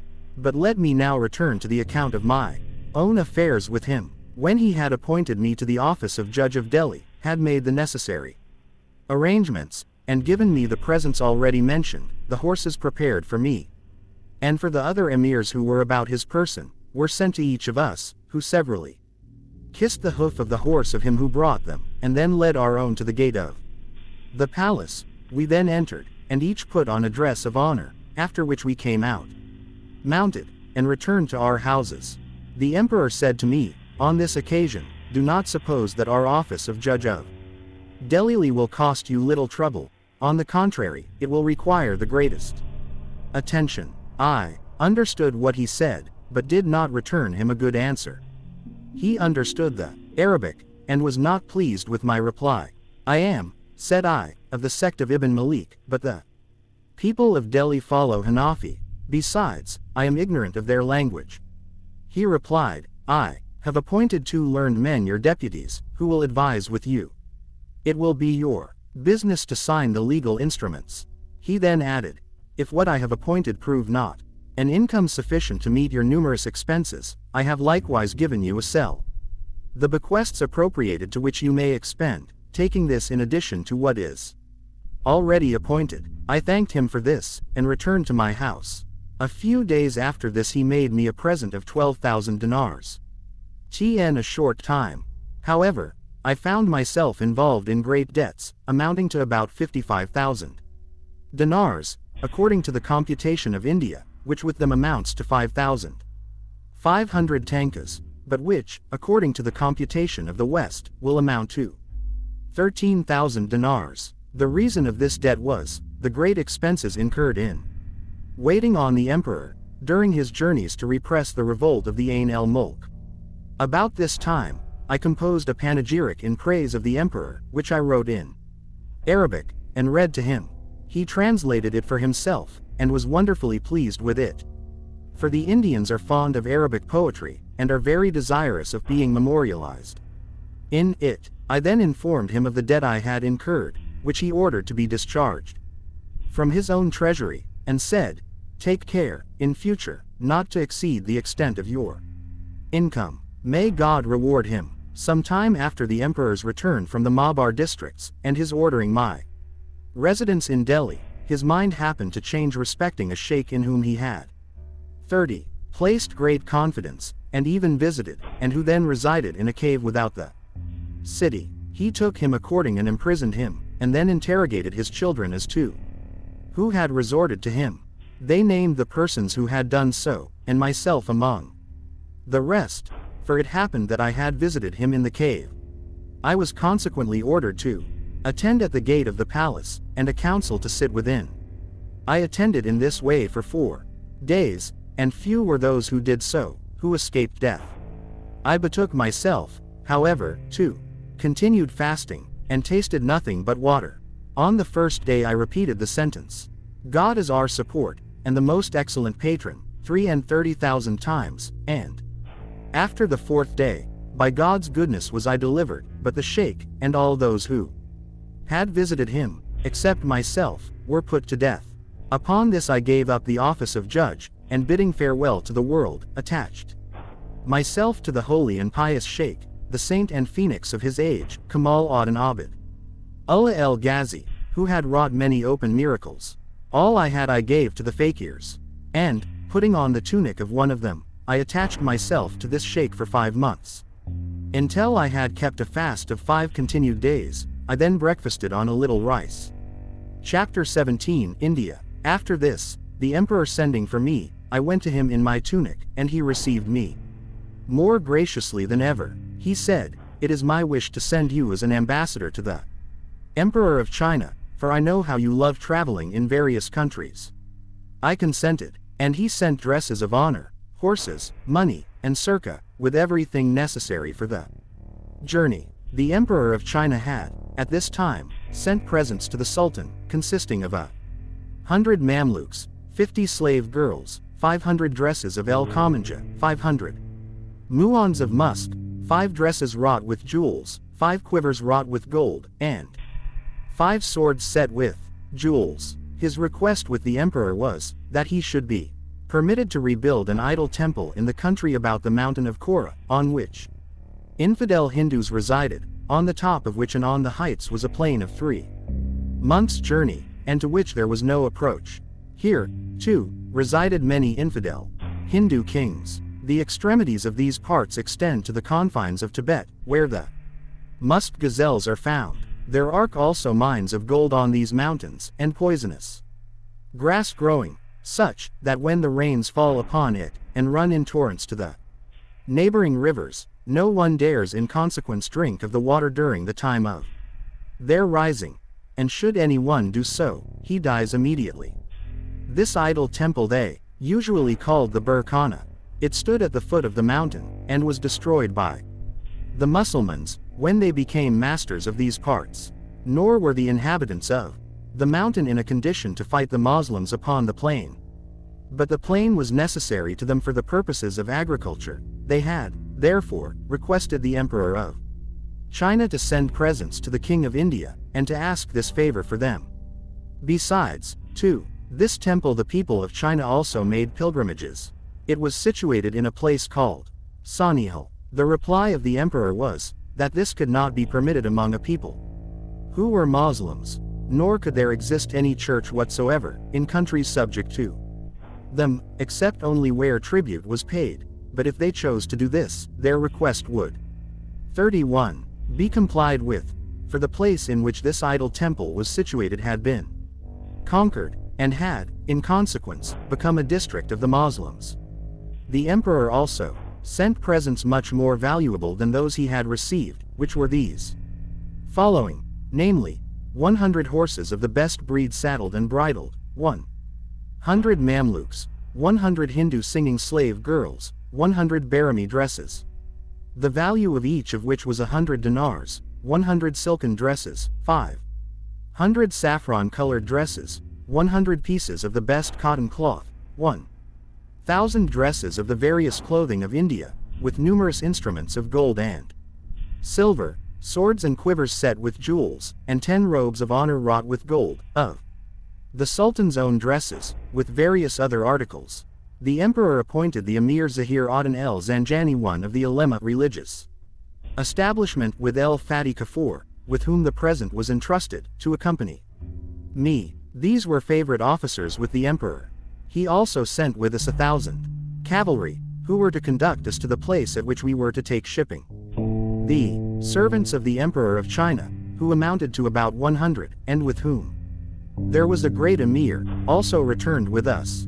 So we left the presence of the emperor on the 17th day of the month Safar, in the year 743 AD 1342, and, after a few days, arrived at the city of Biana, which is large. We next arrived at Kul, which is a beautiful city, the greatest part of the trees of which are vines. When we had arrived here, we were informed that the infidel Hindus had besieged the city El-Jalali, which is 7 days from Kul.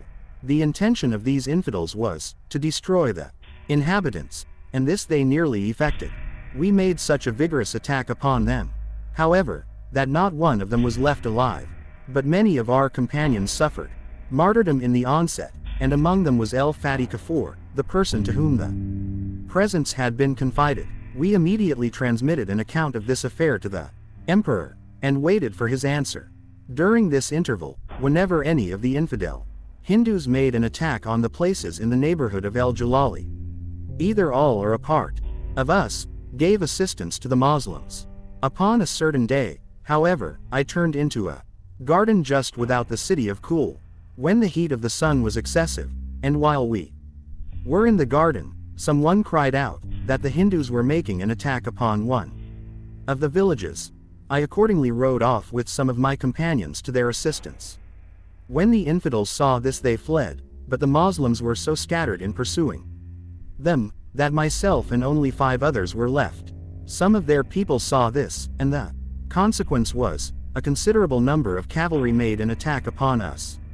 When we perceived their strength we retreated, while they pursued us, and in this we persevered. I observed 3 of them coming after me, when I was left quite alone.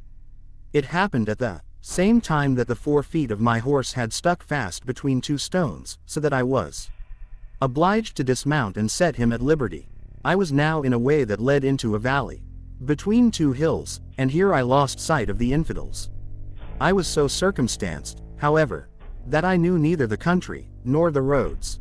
I then set my horse at liberty to go where he would. While I was in a valley closely interwoven with trees, behold, a party of cavalry, about 40 in number, rushed upon me and took me prisoner, before I was well aware of their being there. I was much afraid they would shoot me with their arrows. I alighted from my 32 horse, therefore, and gave myself up as their prisoner. They then stripped me of all I had, bound me, and took me with them for 2 days, intending to kill me. Of their language I was quite ignorant, but God delivered me from them, for they left me, and I took my course I knew not whither. I was much afraid they would take it into their heads to kill me. I therefore hid myself in a forest thickly interwoven with trees and thorns, so much so that a person wishing to hide himself could not be discovered. Whenever I ventured upon the roads, I found they always led either to one of the villages of the infidels, or to some ruined village. I was always, therefore, under the necessity of returning, and thus I passed 7 whole days, during which I experienced the greatest horrors. My food was the fruit and leaves of the mountain trees. At the end of the 7th day, however, I got sight of a black man, who had with him a walking staff shod with iron, and a small water vessel. He saluted me, and I returned the salute. He then said, "What is your name?" I answered, "Muhammad." I then asked him his name. He replied, "El-Kalb el-Kari i.e. the wounded heart." He then gave me some pulse beans which he had with him, and some water to drink. He asked me whether I would accompany him. I did so, but I soon found myself unable to move, and I sunk on the earth. He then carried me on his shoulders, and, as he walked on with me, I fell asleep. I awoke, however, about the time of dawn, and Found myself at the emperor's palace gate. A courier had already brought the news of what had happened, and of my loss, to the emperor, who now asked me of all the particulars, and these I told him. He then gave me 10,000 dinars, and furnished me. For my return, he also appointed one of his emirs el-Malik Sumhal to present the gift. So, we returned to the city of Kul. From this we proceeded to the city of Ubura, and then descended to the shores of a lake called the Water of Life. After this we proceeded to Kinij, which is but a small town. Here I met the aged Sheikh Salah of Fargana. He was, at this time, sick. He told me that he was then 150 years old. I was informed that he would constantly fast, and that for many successive days. We next arrived at the city of Merwa, which is a large place, inhabited for the most part by infidels, who pay tribute to the emperor. We next arrived at the city of Kalyur, which is large, and which has a fortress on the top of a high mountain. In this the emperor imprisons those of whom he entertains any fear. We next arrived at the city of Baran, which is small, and inhabited by Muslims. It is situated in the midst of the infidel districts. In these parts are many wild beasts, which enter the town and tear the inhabitants. I was told, however, that such as enter the streets of the town are not wild beasts really, but only some of the magicians called jogis, who can assume the shape of wild beasts, and appear as such to the mind. These are a people who can work miracles, of which one is, that any one of them can keep an entire fast for several months. Many of them will dig houses for themselves underground, over which anyone might build, leaving them only a place for the air to pass through. In this the jogi will reside for months without eating or drinking anything. I heard that one of them remained thus for a whole year. I saw too, in the city of Sanjarur, one of the Muslims who had been taught by them, and who had set up for himself a lofty cell like an obelisk. Upon the top of this he stood for 25 days, during which time he neither ate nor drank. In this situation I left him, nor do I know how long he continued there after I had left the place. People say that they mix certain seeds, one of which is destined for a certain 33 number of days or months, and that they stand in need of no other support during all this time. They also foretell events. The emperor of Hindustan very much respects them, and occasionally sits in their company. Some of them will eat nothing but herbs, and it is clear from their circumstances that they accustom themselves to abstinence, and feel no desire either for the world or its show. Some of them will kill a man with a look, but this is most frequently done by the women. The woman who can do so is termed a Goftar. It happened when I was judge of Delhi, and the emperor was upon one of his journeys, that a famine took place. On this occasion, the emperor ordered that the poor should be divided among the nobles for support, until the famine should cease. My portion, as affixed by the vizier, amounted to 500. These I sustained in a house which I built for the purpose. On a certain day, during this time, a number of them came to me, bringing a woman with them, who, as they said, was a Goftar, and had killed a child, which happened to be near her. I sent her, however, to the vizier, who ordered 4 large water vessels to be filled with water, and tied to her. She was then thrown into the great river, the Jumna. She did not sink in the water, but remained unhurt, so they knew that she was a Goftar. The vizier then ordered her to be burnt, which was done, and the people distributed her ashes among themselves, believing that if anyone would fumigate himself with them, he would be secure from the fascinations of a Goftar for that year. But, if she had sunk, they would have taken her out of the water, for then they would have known that she was not a Goftar. I was once in the presence of the emperor of Hindustan, when 2 of these jogis, wrapped up in cloaks, with their heads covered, for they take out all their hairs, both of their heads and armpits, with powder, came in. The emperor caressed them and said, pointing to me, "This is a stranger, show him what he has never yet seen." They said, "We will." One of them then assumed the form of a cube, and arose from the earth, and in this cubic shape he occupied a place in the air over our heads. I was so much astonished and terrified at this, that I fainted and fell to the earth. The emperor then ordered me some medicine which he had with him, and upon taking this I recovered and sat up, this cubic figure still remaining in the air just as it had been. His companion then took a sandal belonging to one of those who had come out with him, and struck it upon the ground, as if he had been angry. The sandal then ascended, until it became opposite in situation with the cube. It then struck it upon the neck, and the cube descended gradually to the earth, and at last rested in the place which it had left. The emperor then told me that the man who took the form of a cube was a disciple to the owner of the sandal, and, continued he, had I not entertained fears for the safety of thy intellect, I should have ordered them to show thee greater things than these. From this, however, I took a palpitation at the heart, until the emperor ordered me a medicine which restored me. We then proceeded from the city of Baran to the stage of Kashwara, at which there is a lake about a mile in length, and round this are temples, in which there are idols. At this place resides a tribe of Jogis, with long and clotted hair. Their color inclines to yellow. 34, which arises from their fasting. Many of the Muslims of these parts attend on them, and learn magic from them. We next came to the city Gendari, which is large, after this to that of Tahar, between which and Delhi is a distance of 24 days, and from which leaves of the betelnut are carried to Delhi. From this place we went to the city of Ajbal, then to Daulatabad, which is a place of great splendor, and not inferior to Delhi. The lieutenancy of Daulatabad extends through a distance of 3 months. Its citadel is called El Dawigir. It is one of the greatest and strongest forts in India. It is situated on the top of a rock, which stands in the plain. The extremities are depressed, so that the rock appears elevated, like a milestone, and upon this the fort is built. In it is a ladder made of hides, and this is taken up by night, and let down by day. In this fortress the emperor imprisons such persons as have been guilty of serious crimes. The emir of Daulatabad had been tutor to the emperor. He is the great Emir Katlakan. In this city are vines and pomegranates, which bear fruit twice in the year. It is, moreover, one of the greatest districts as to revenue. Its yearly taxes and fines amount to 17 kurrs. A kurr is 100 lakh, and a lakh 100,000 Indian dinars.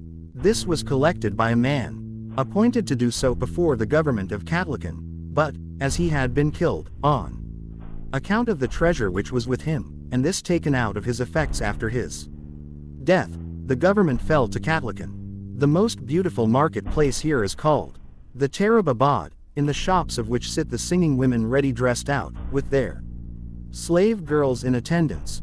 Over these is an emir, whose particular business it is to regulate their income. We next came to the city of Nazarabad. It is small, and inhabited by the Marathas, a people well skilled in the arts, medicine, and astrology. Their nobles are Brahmins. The food of the Marathas consists of rice, green vegetables, and oil of sesame. They do not allow either the punishing or sacrificing of animals. They carefully wash all their food, just as one washes after other impurities, and never intermarry with their relations, unless separated by the interval of 7 generations at least. They also abstain from the use of urine. Our next place of arrival was the city of Sagar, which is large, and is situated on a river of the same name. Near it are mills which are worked for their orchards, i.e., to supply water. The inhabitants of this place are religious and peaceable. We next arrived at the city of Kambaya, which is situated at a mouth of the sea which resembles a valley, and into which the ships ride. Here also the flux and reflux of the tide is felt. The greatest part of its inhabitants are foreign merchants. We next came to Goa, which is subject to the infidel King Jalansi, king of Kandahar, who is also subject to the emperor of Hindustan, and to whom he sends an annual present. We next came to a large city situated at a mouth of the sea, and from this we took shipping and came to the island of Baram, which is without inhabitants. We next arrived at the city of Kuka, the king of which is an infidel, named Dankal, and subject to the emperor of Hindustan. 35. After some days we came to the island of Sindabar, in the interior of which are 36 villages. By this we passed, however, and dropped anchor at a small island near it. in which is a temple and a tank of water. On this island we landed, and here I saw a jogi. Leaning against the wall of the temple, and placed between two idols, he had some marks about him of a religious warfare. I addressed him, but he gave me no answer. We looked, too, but could see no food near him. When we looked at him, he gave a loud shout, and a cocoa nut fell upon him from a tree that was there. This nut he threw to us. To me he threw 10 dinars, after I had offered him a few, of which he would not accept. I supposed him to be a Moslem, for, when I addressed him, he looked towards heaven, and then towards the temple at Mecca, intimating that he acknowledged God, and believed in Muhammad as his prophet. We next came to the city of Hinor, which is situated at an estuary of the sea, and which receives large vessels. The inhabitants of this place are Muslims of the sect of Shafi'ah, a peaceable and religious people. They carry on, however, a warfare for the faith by sea. And for this they are noted. The women of this city, and indeed of all the Indian districts situated on the sea shores, never dress in clothes that have been stitched, but the contrary. Few of them, for example, will tie one part of a piece of cloth round her waist, while the remaining part will be placed upon her head and breast. They are chaste and handsome. The greater part of the inhabitants, both males and females, have committed the Quran to memory. The inhabitants of Malabar generally pay tribute to the king of Hinor, fearing as they do his bravery by sea. His army, too, consists of about 6,000 men. They are, nevertheless, a brave and warlike race. The present king is Jamal ad-Din Muhammad ibn Hassan. He is one of the best of princes, but is himself subject to an infidel king, whose name is Horeb. We next came into the country of Malabar, which is the country of black pepper. Its length is a journey of 2 months along the shore from Sindadabar to Kollam. The whole of the way by land lies under the shade of trees, and at the distance of every half mile, there is a house made of wood in which there are chambers fitted up for the reception of comers and goers, whether they be Moslems or infidels. To each of these, there is a well out of which they drink, and over each is an infidel appointed to give drink.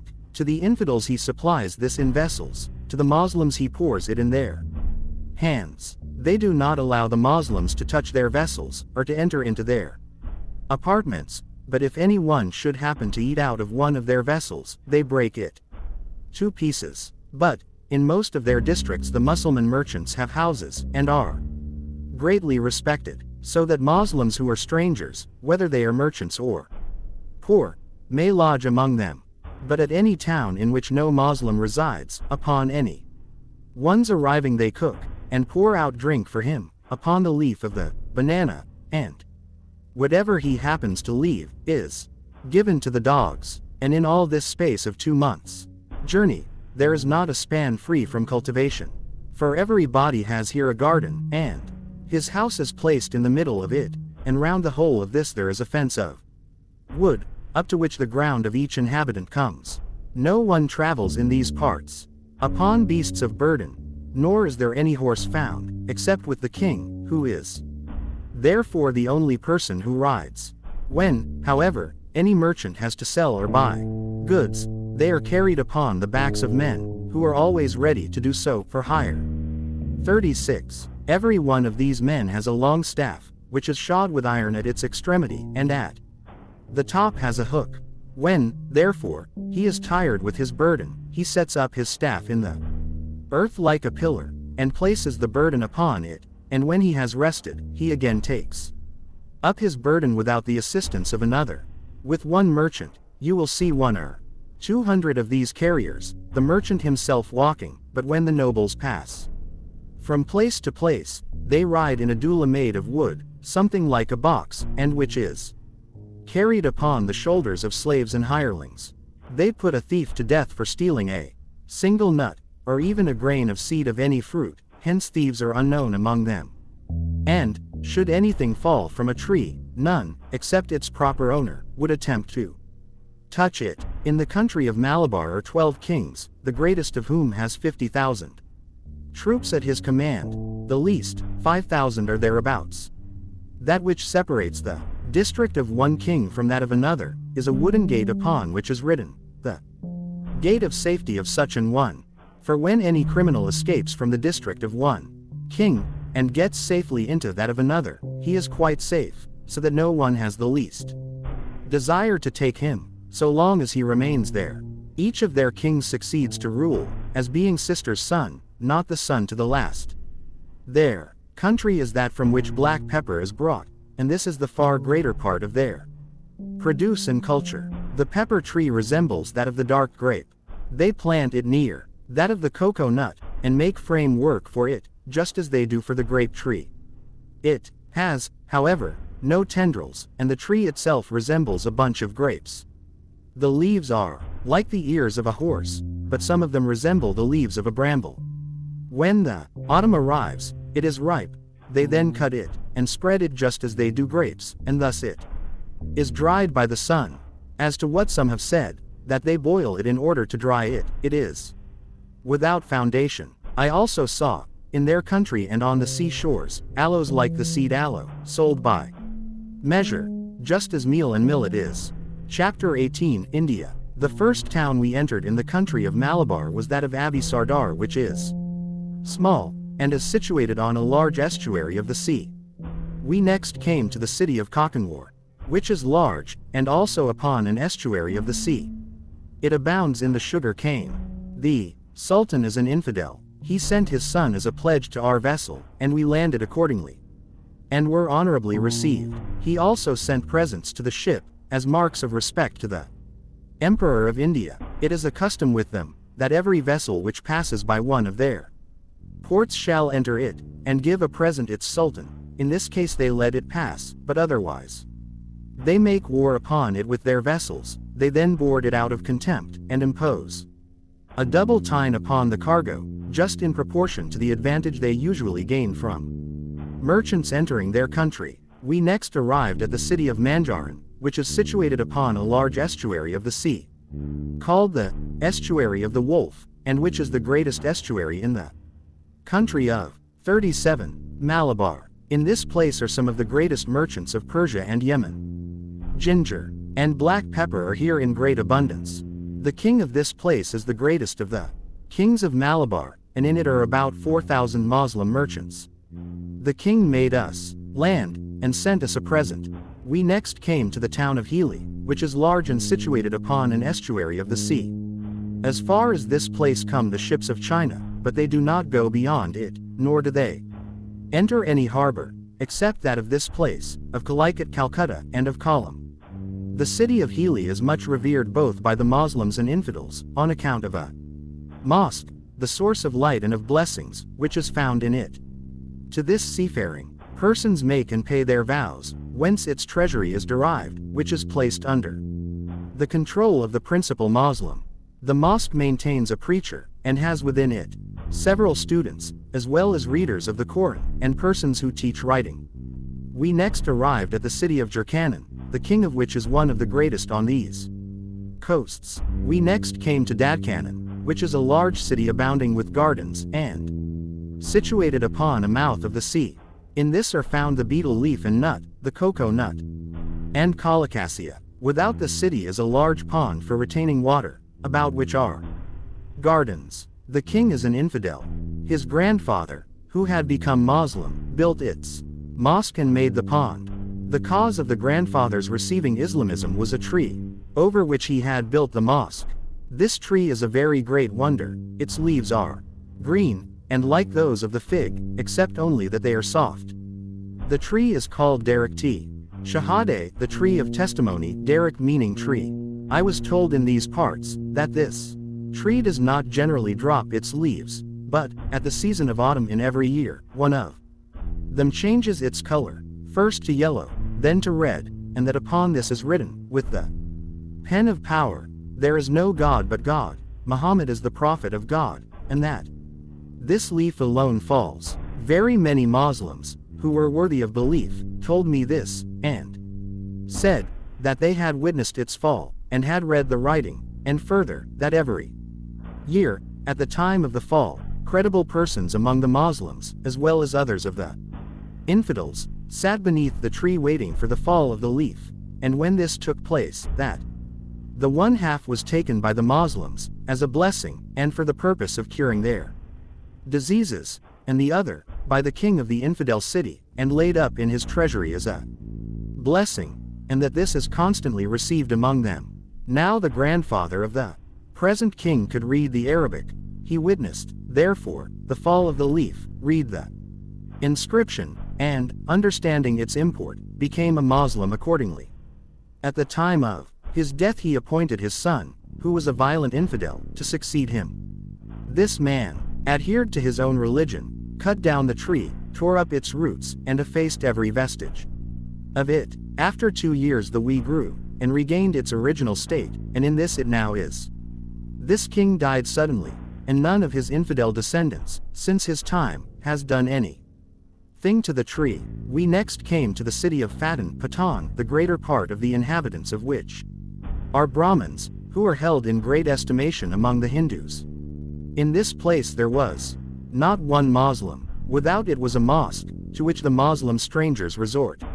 It is said to have been built by certain merchants, and afterwards to have been destroyed by one of the Brahmins, who had removed the roof of it to his own house. On the following 38th night, however, this house was entirely burnt, and in it the Brahmin, his followers, and all his children. They then restored the mosque, and in future abstained from injuring it, whence it became the resort of the Moslem strangers.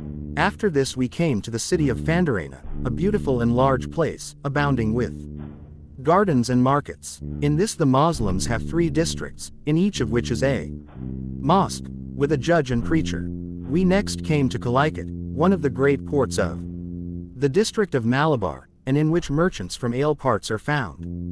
The king of this place is an infidel, who shaves his chin just as the Haidari fakirs of ruined Byzantium do. When we approached this place, the people came out to meet us, and with a large concourse brought us into the port.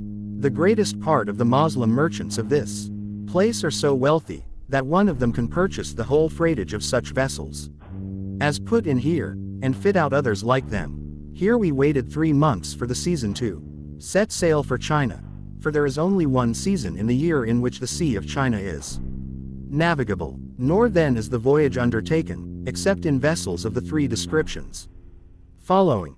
The greatest is called a junk, the middling-sized a za, the least a kakum. The sails of these vessels are made of cane reeds, woven together like a mat, which, when they put into port, they leave standing in the wind.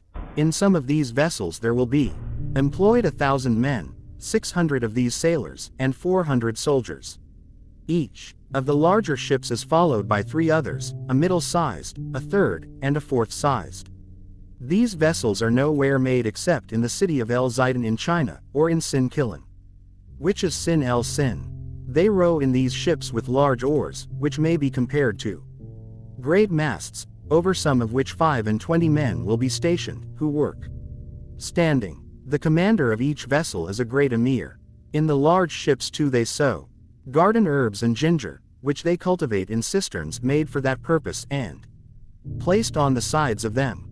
In these also are houses constructed of wood, in which the higher officers reside with their wives, but these they do not hire out to the merchants. Every vessel, therefore, is like an independent city. Of such ships as these, Chinese individuals will sometimes have large numbers, and, generally, the Chinese are the richest people in the world. Now, when the season for setting out had arrived, the Emperor of Hindustan appointed one of the junks, of the 13 that were in the port, for our voyage. El-Malik Sambul, therefore, who had been commissioned to present the gift, and Zahir Aden, went on board, and to the former was the present carried.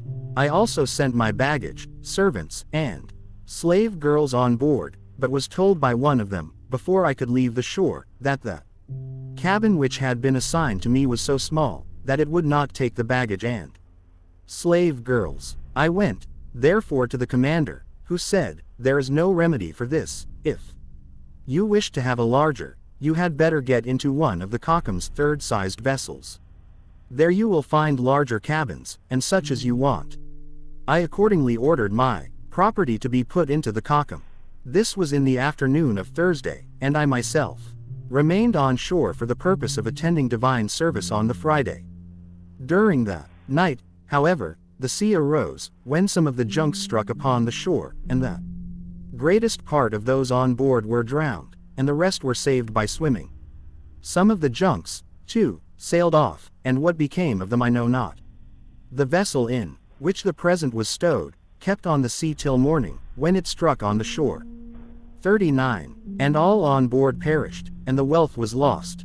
I had, indeed, seen from the shore, the emperor's servants, with El Malik Sambil and Zahir Aden, prostrating themselves, almost distracted, for the terror of the sea was such as not to be got rid of. I myself had remained on shore, having with me my prostration carpet and 10 dinars, which had been given me by some holy men. These I kept as a blessing, for the Kakam had sailed off with my property and followers. The missionaries of the King of China were on board another junk, which struck upon the shore also. Some of them were saved and brought to land, and afterwards clothed by the Chinese merchants. I was told that the Kakam in which my property was, must have put into column. I proceeded, therefore, to that place by the river.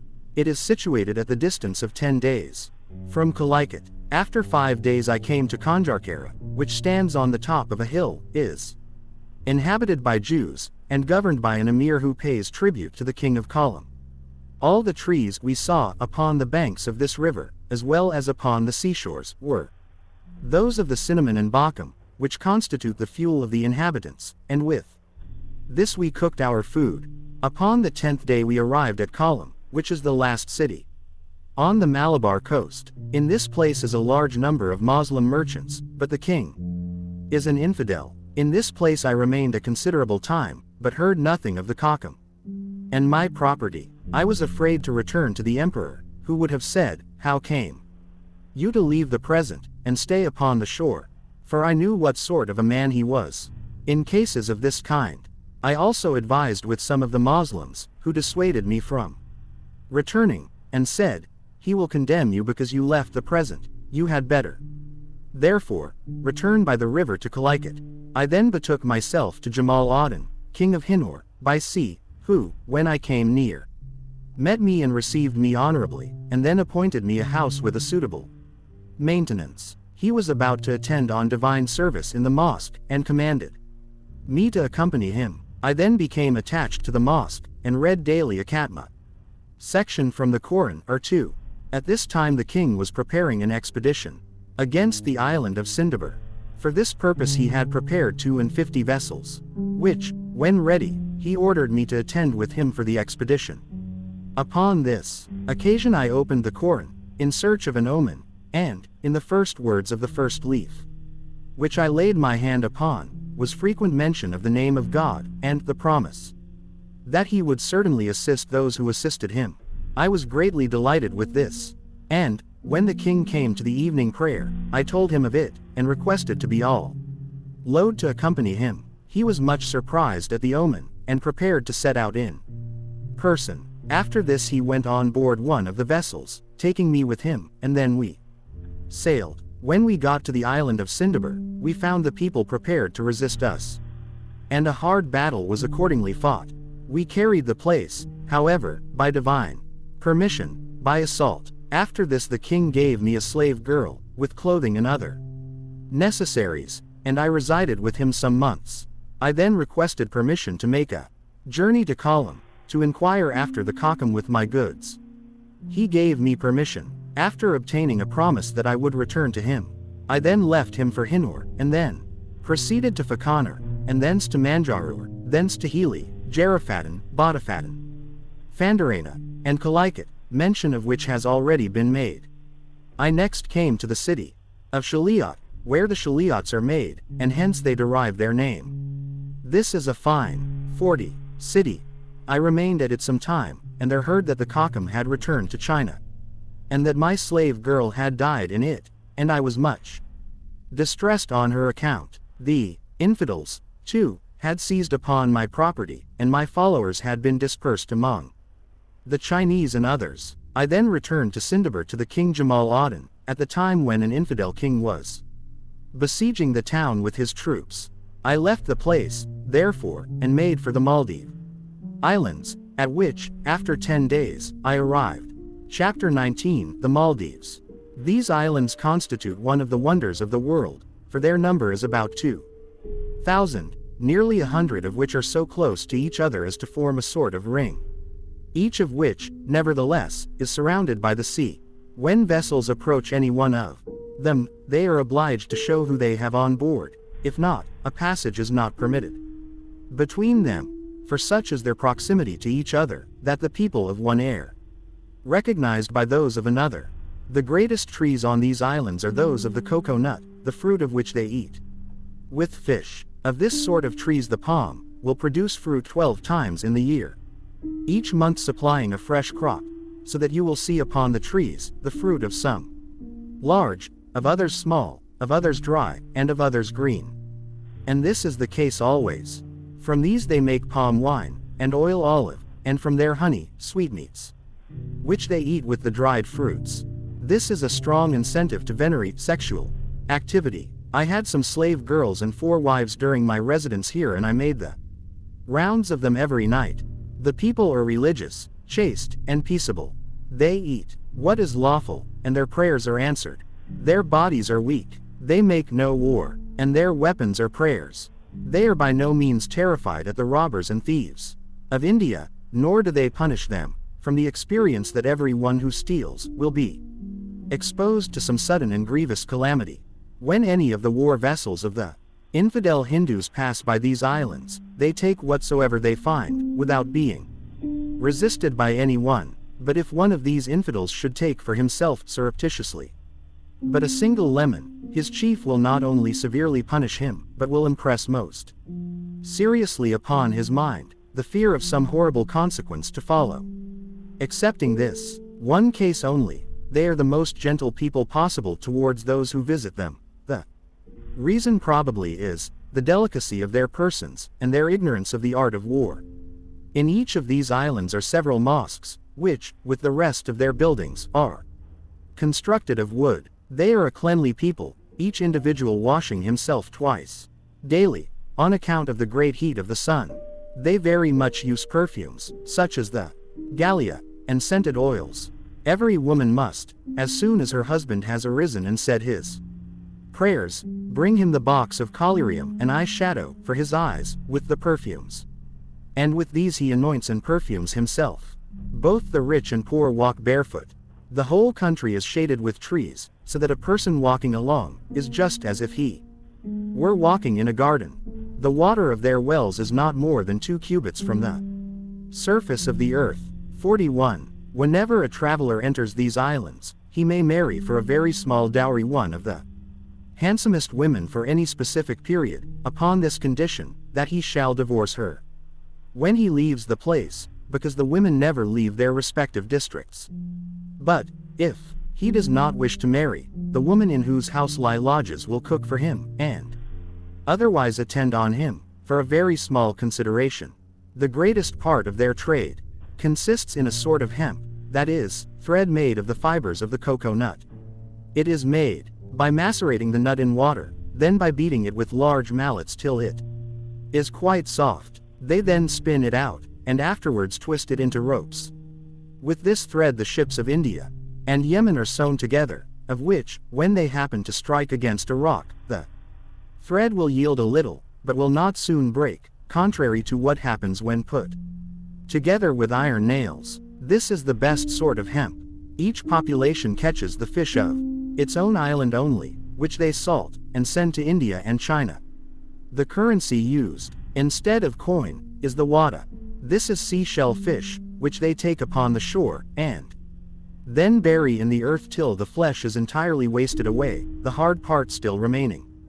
This is the wada which is so abundant in India. It is carried from these islands to the province of Bengal, and there also passes instead of coin. The women of the islands of India cover their faces, and also their bodies, from the navel downwards. This they all do, even to the wives of their kings. When I held the office of judge among them, I was quite unable to get them covered entirely. In these islands the women never eat with the men, but in their own society only. I endeavored, while I was judge, to get my wives to eat with me, but I could never prevail. Their conversation is very pleasing, and they, themselves, are exceedingly beautiful.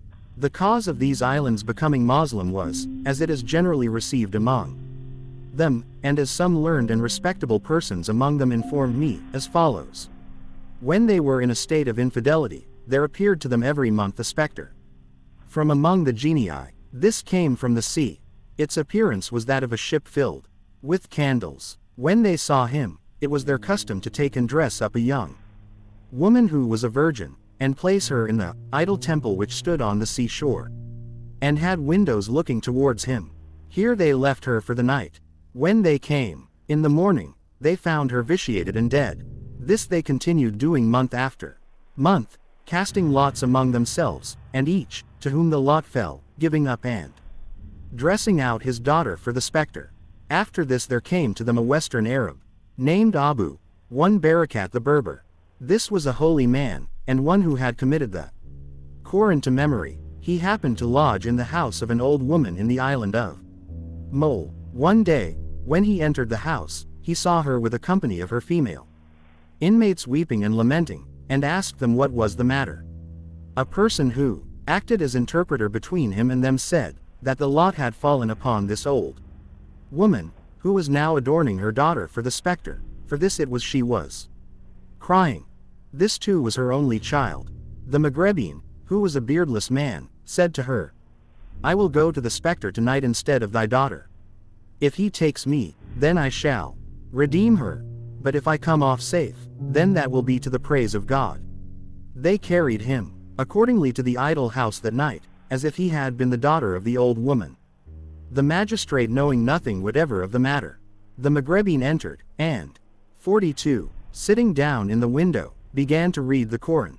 By and by the spectre came, with eyes flaming like fire, but when he had got near enough to hear the Quran, he plunged into the sea. In this manner the Maghrebin remained till morning, reading his Quran, when the old woman came with her household, and the great personages of the district, in order to fetch out the young woman and burn her, as it was their custom. But when they saw the old man reading the Quran, just as they had left him, they were greatly astonished. The old woman then told them what she had done, and why she had desired him to do this. They then carried the Maghrebin to their king, whose name was Shanwan, and told him the whole of the affair, and he was much astonished at the Arab. Upon this the Maghrebin presented the doctrine of Islamism to the king, and pressed him to receive it, who replied, Stay with us another month, and then, if you will do as you now have done, and escape from the spectre with safety, I will become a Moslem. So, God opened the heart of the king for the reception of Islamism before the completion of the month, of himself, of his household, his children, and his nobles. When, however, the second month came, they went with the Maghrebin to the idol house, according to former custom, the king himself being also present, and when the following morning had arrived, they found the Maghrebin sitting and reading his Quran, having had the same encounter with the spectre that he had on the former occasion. They then broke the images, razed the idol house to the ground, and all became Moslems. The sect into which they entered was that of the Maghrebin, namely, that of Ibn Malik. Till this very day they make much of the Maghrebins, on account of this man. I was residing for some time in these islands, without having any knowledge of this circumstance. Upon a certain night, however, when I saw them exulting and praising God, as they were proceeding towards the sea, with Qurans on their heads, I asked them what they were about. When they told me of the spectre, they then said, Look towards the sea, and you will see him. I looked, and behold, he resembled a ship filled with candles and torches. This, said they, is the spectre, which, when we do as you have seen us doing, goes away, and does us no injury. When I first came to the island of Mole, a woman was sovereign, because the king mentioned above had left no male issue. The inhabitants therefore gave to his eldest daughter, Kodia, the supreme rule. Her husband, Jamal Aden, the preacher, then became her prime minister. It is a custom with them to write out copies of the Quran and other books on paper only. Letters, orders, and legal decisions, they inscribe on palm leaves of the cocoa-nut tree. With a crooked sharp-pointed instrument somewhat like a knife. The army of this princess consists of foreigners, to the number of about 1,000 men. Their laws mostly originate with the judge, who, for the authority with which his orders are obeyed, is more like a king. He enjoys, by right of his office, the revenue of 3 islands, a custom which originated with their king Shanwaza, whose proper name was Ahmed, and this still remains in force. When I first arrived at these islands, the ship in which I was put into port in the island Kalnus, which is a beautiful place, containing several mosques.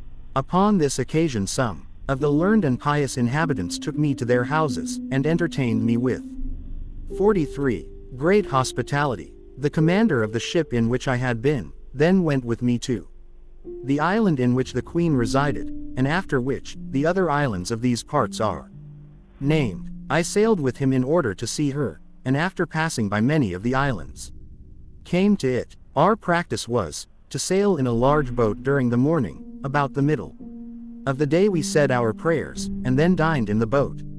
And thus, after 10 days, we came to the island Zabia el Mole, i.e. the Maldive Island. In this I landed, and a report was made to the Queen's vizier, Jamal Aden, who was also her husband. Upon this he sent for me. I went to him, and was very honorably received and entertained.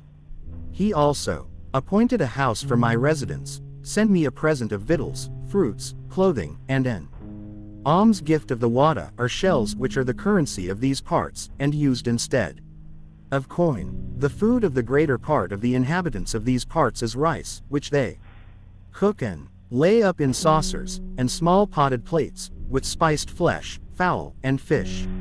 Upon this, in order to assist digestion, they drink el kurbani, that is, the honey of the cocoa-nut made into spiced wine.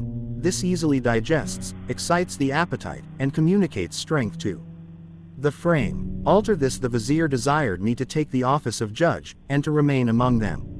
He gave me a house, and a large garden, in which were built many other houses. He also sent me a carpet, vessels, a dress of honor, and made me ride upon a horse, although it is a custom with them, that none except the vizier should thus ride. The rest of the nobles and others either ride in a palanquin, a machine formerly described, or walk on foot. He also sent female slaves for my service, and I married 3 wives. The vizier also frequently came himself and conferred his favors upon me, for which may God reward him. When, however, I had married my wives, and my relations became, through them, numerous and powerful in the island, the vizier began to be afraid of me, lest I should get the upper hand of him, when no such thought had entered my mind. This resulted purely from their weakness, the fewness of their troops, and their inexperience in the art of war. As already noticed, he hated me mortally in his own mind, began to inquire into my affairs, and to watch my proceedings. This was all known to me, and it became my intention to leave the place, but this was also a matter of dread with him, because I might then possibly bring an army upon him from the Malabar districts of Hindustan, the king of those parts, Joth Aden, having married a sister to one of my wives when I resided in Delhi, and with whom I was on terms of friendship. I then divorced all my wives except one, who had a young child, and I left that island for those which stretch out before it. These form numerous groups, each group containing many islands. In some of these I saw women who had only one breast, which much astonished me. Of these islands, one is named Mulik. In this, large ships destined for the districts of Malabar put into harbor. It is an island exceedingly rich in vegetation and soil, so that when you cut a branch from any of its trees, and plant it either on the road or on a wall, it will grow, throw out leaves, and become a tree. In this island I saw a pomegranate, 44, tree, the fruit of which ceased not to shoot during the whole year. Between the Maldive Islands and the Malabar districts there is a distance of 3 days, with a moderate wind. Chapter 21, India to the Indonesian Archipelago. After this, we sailed with the vessel, which had waited for us, to the Malabar districts. But when we had made half the voyage, the wind rose upon us, and we were near drowning. We then cut down our mast, and every moment expected death. Providence, however, was favorable to us, for there came boats from the infidel inhabitants of the Mabar, which brought us to land. I then told them that I was the messenger of their king, and that he was my relation, upon which they landed us, and treated us very honorably. They wrote to the king on this, as I also did, telling him what had happened. After 3 days came an emir from the sultan, with a number of cavalry. For me they brought a palanquin and 10 horses, to carry me.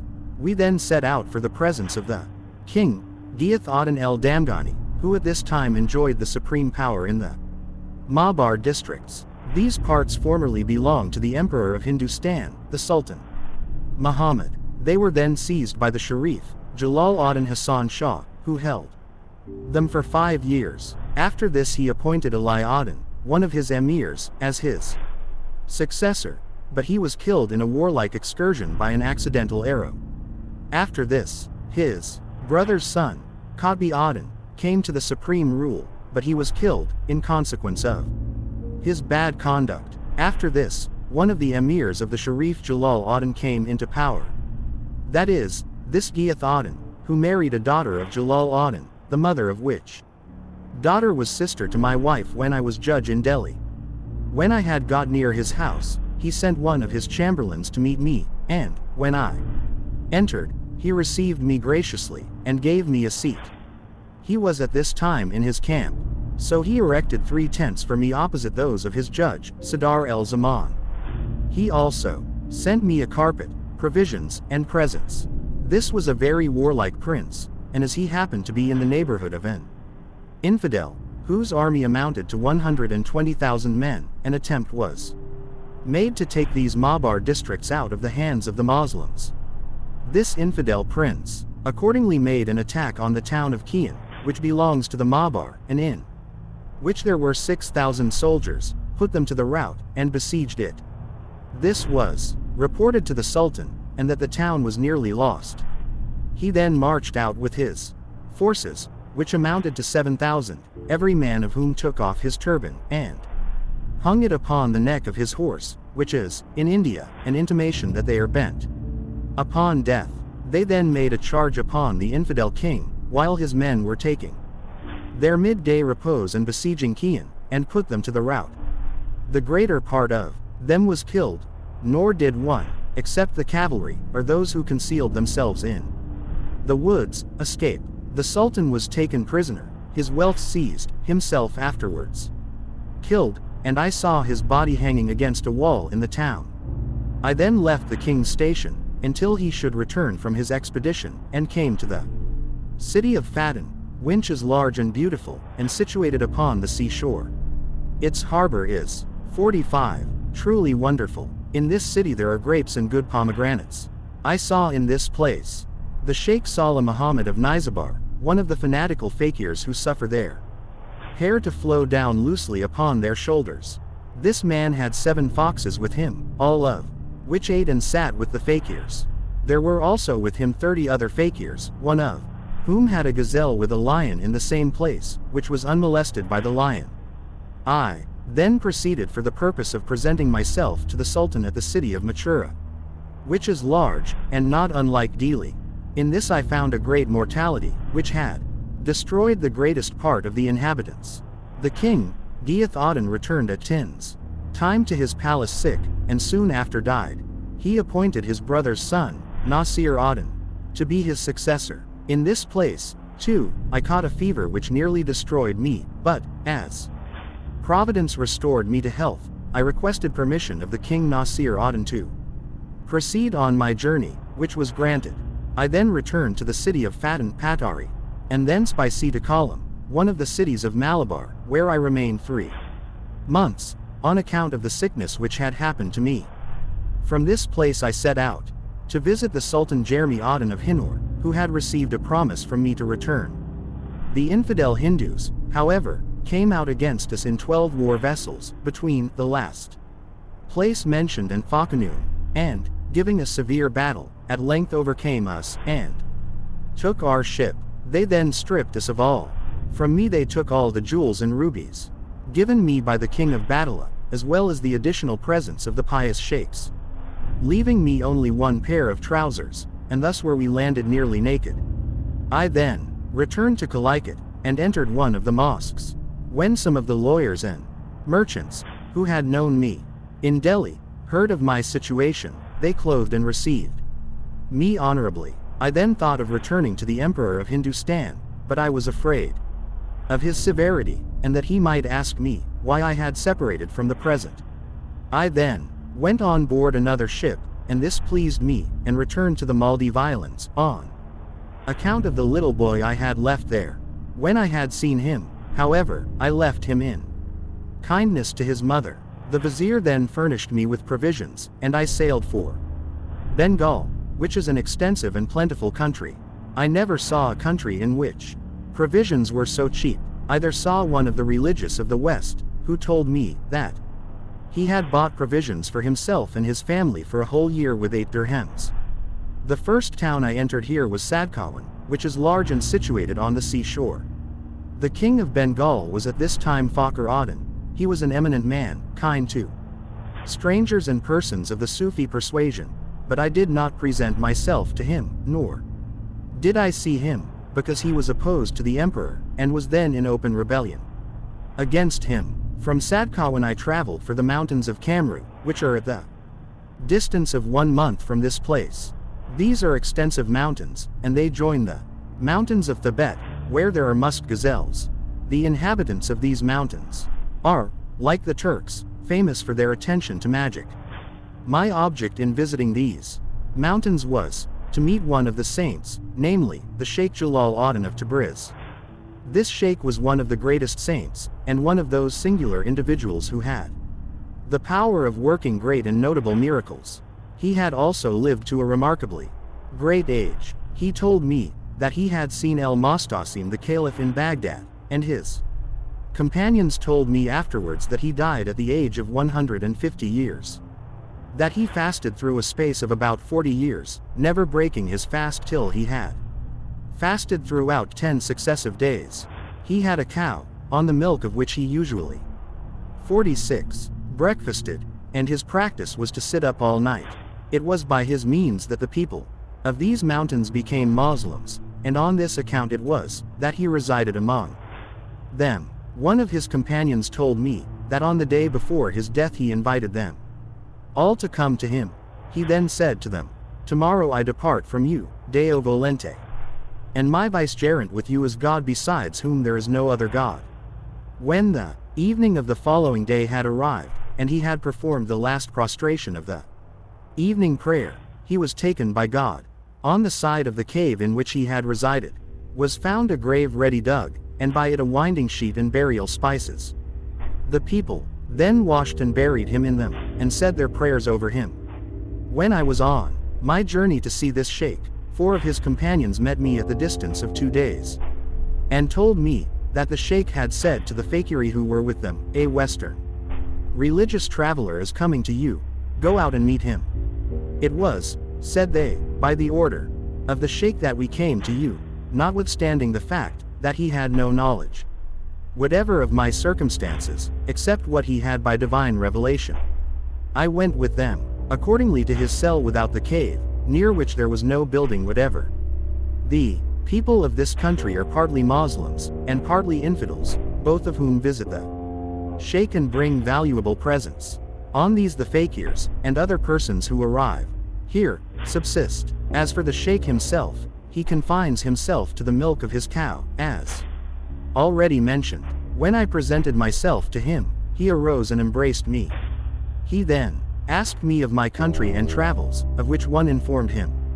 He then said to the fakirs, "Treat him honorably." They accordingly carried Rue to the cell, and kept me as their guest for 3 days. On the day I presented myself to the sheikh, he had on a religious garment, made of fine goat's hair. I was astonished at it, and said to myself, "I wish the sheikh would give it me." When I went in to bid him farewell, he arose and went to the side of the cave, took off the goat's hair garment, as well as the fillet of his head and his sleeves, and put them on me. The fakirs then told me that it was not his practice to put on this garment, and that he had put it on only on the occasion of my coming, for he had said to them, "This garment will be wished for by a Maghrebin, but an infidel king shall take it from him, and shall give it to our brother Borhan Aden of Sagurj, whose it is, and for whose use it has been made." When I was told this by the fakirs, I said, "As I have a blessing from the sheikh, and as he has clothed me with his own clothes, I will never enter with them into the presence of any king, Scyther, infidel or Moslem." After this I left the sheikh. It happened, however, after a considerable time, that I entered the country of China, and went as far as the city of Kansi. Upon a certain occasion, when my companions had all left me on account of the press of the multitude, and I had this garment on, and was on the road, I met the vizier with a large body. He happened to cast his eyes upon me, and called me to him. He then took me by the hand, and asked me why I had come to this country, nor did he leave me until we came to the king's palace.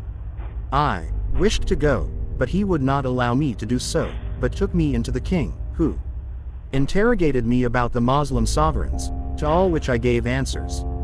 He then cast his eyes upon the garment, and began to praise it, and said to the vizier, "Take it off him."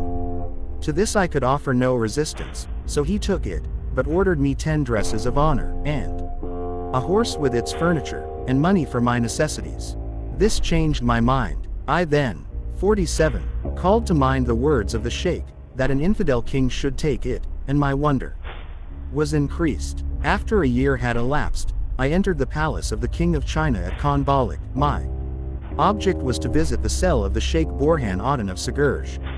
I did so, and found him reading, and the very goat's hair garment I have been mentioning was on him. I was surprised at this, and was turning the garment over in my hand, when he said, "Why do you turn the garment over? Do you know it?" I said, "I do, it is the garment which the king of Kansi took from me." He answered, "This garment was made for me by my brother Jalal Aden, for my own use, who also wrote to me to say that the garment would come to me by such a person." He then produced the letter, which I read, and could not help wondering at the exactness of the sheikh. I then told him of the origin of the story. He answered, "My brother Jalal Aden was superior to all this. He had a perfect control over human nature, but now he has been taken to God's mercy." He then said, "I have been told that he performed the morning prayer every day in Mecca, that he went on the pilgrimage annually, because he was never to be seen on the 2 days of Arafat and the feast, no one knowing whither he had gone. When, however, I had bid farewell to the Sheikh Jalal Aden, I traveled to the city of Jabnik, which is very large and beautiful. It is divided by the river which descends from the mountains of Kamru, called the Blue River. By this one may travel to Bengal and the countries of Lakhnauti. Upon it are gardens, mills, and villages, which it refreshes and gladdens like the Nile of Egypt. The inhabitants of these parts are infidels, tributary to the Muslims. By this river I traveled for 15 days, proceeding from road to road, till I came to the city of Sudarkawan. Here I found a junk which was proceeding to Java, Sumatra, between which and this place there is a distance of 40 days. I proceeded, therefore, and after a voyage of 50 days, came to the countries of the Bharanakar. People who have mouths like those of dogs. This is a vile race. They have no religion, neither that of the Hindus nor any other. They live in houses made of reeds upon the seashore. Their trees are those of the banana, the fawful and the betel nut. Their men are of the same form with ourselves, except that their mouths are like those of dogs, but the women have mouths like other folks. The men go naked, without the least covering whatever. One only among them I saw, who had put his penis into a painted hollow reed, which was hung to his belly. The women covered themselves with the leaves of trees. One, who had had much intercourse with them, told me that they copulate like beasts, without the least concealment. The men will have 30 or more wives, but adultery is not committed. Should any one, however, be convicted of this crime, his punishment is to be hanged till he is dead, unless he brings either a friend or slave who is willing to be hanged for him. He may then go free. The sentence for the woman is, that the king shall command all his servants to trample upon her one after another, till she dies. She is then thrown into the sea. The women resist the men to a degree beyond their nature.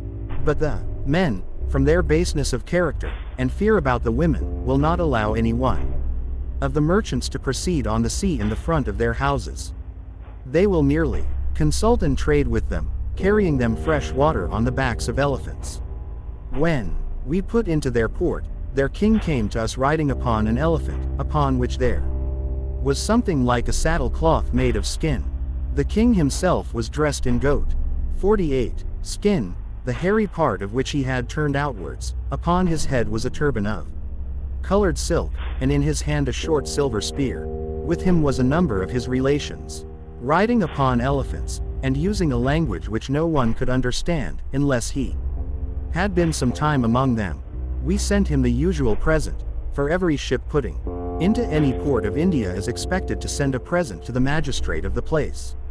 Now, these people buy and receive as presents she-elephants, over which they put their saddlecloth, but do not completely clothe them. But any ship not giving them their present, they will so work upon with their magic, that the sea will rise upon it, and it will perish, or they will return upon and injure it. Chapter 23, to China. We then left the countries of Tbilisi and arrived, after a voyage of 7 days with a favorable wind, at the first of the Chinese provinces. This is a most extensive country, and abounds in good things of every description, fruits, agriculture, gold, and silver, and in these it is without a parallel. It is divided by a river called the Water of Life. It is also called the River of Sabar, like the name of a river in India. It has its rise in the mountains, which are in the neighborhood of the city Khanbalik, called the Mountain of the Apes. It then proceeds through the middle of China, for a distance of 6 months, until it passes by Sin el Sin, both banks of which are covered with villages and farms, just like the Nile of Egypt, except that this is much more populous. In China grows the sugarcane, and is much better than that of Egypt. All the fruits of our countries are found in China, but they are much more plentiful and cheap than they are with us. As to the China earthenware, it is made only in the districts of El Zaidan and Sin Kilan. It is made of earth of the mountains of those parts, which is burnt through like charcoal. To this they add a stone, which they keep in the fire for 3 days. They then pour water upon it, and it becomes like dust. It is then fermented for some days, the best of it, for 35 days, that which is inferior, for 15, 10, or fewer. Of this ware, some is transported to other countries. The Chinese hen is large, but the cock is still larger, and greater than our goose. Its eggs are proportionately large. The Chinese are all infidels. They worship images, and burn their dead just like the Hindus. The king of China is a Tartar, and one of the descendants of Genghis Khan, who entered the Moslem countries, and desolated many of them. In all the Chinese provinces, there is a town for the Moslems, and in this they reside. They also have cells, colleges, and mosques, and are made much of by the kings of China. The Chinese, generally, will eat the flesh of dogs and swine, both of which are sold in their markets. They are much addicted to the comforts and pleasures of life, but they do not much differ, either in their luxuries or their dress, for you will see one of their merchants, whose wealth is almost immense, clothed in the coarsest cotton. The only difference generally observable among the inhabitants of China consists in the gold and silver plate which they severally possess. In the hand of every one of them is a staff, upon which he supports himself in walking, and this they call the third leg. 49. Silk is most plentiful among them, for the silkworm is found sticking and feeding upon the trees in all their districts, and hence they make their silk, which is the clothing of the poorest among them. Were it not for the merchants, it would bring no price whatever, and still, a cotton dress will purchase many silken ones. It is a custom with their merchants, for one to melt down all the gold and silver he may have, into pieces, each of which will weigh a talent or more, and to lay this up over the door of his house. Any one who happens to have 5 such pieces will put a ring upon his finger. If he have 10, he will put on 2. He who possesses 15 such, is named Sashi, and the piece itself they call a rakala. Their transactions are carried on with paper. They do not buy or sell either with the dirham or the dinar, but, should anyone get any of these into his possession, he would melt them down into pieces. As to the paper, every piece of it is in extent about the measure of the palm of the hand, and is stamped with the king's stamp. 25 of such notes are termed a shat, which means the same thing as a dinar with us. But when these papers happen to be torn, or worn out by use, they are carried to their house, which is just like the mint with us, and new ones are given in place of them by the king. This is done without interest, the profit arising from their circulation accruing to the king. When anyone goes to the market with a dinar or a dirham in his hand, no one will take it until it has been changed for these notes. With respect to the earth which they lay up, it is mere tempered clay, like the dry clay. With us, it is carried upon elephants, and then cut into pieces just like charcoal. They then harden it with fire, but in a more intense heat than that of charcoal. When it is reduced to ashes, they knead it with water, dry it, and again burn it in the same manner, until the particles entirely disappear. Of this they make the china vessels, as we have formerly stated. The people of China are, in other respects, the most skillful artificers. In painting, none come near to them. Of what I myself witnessed was the following. I once scarcely entered one of their cities.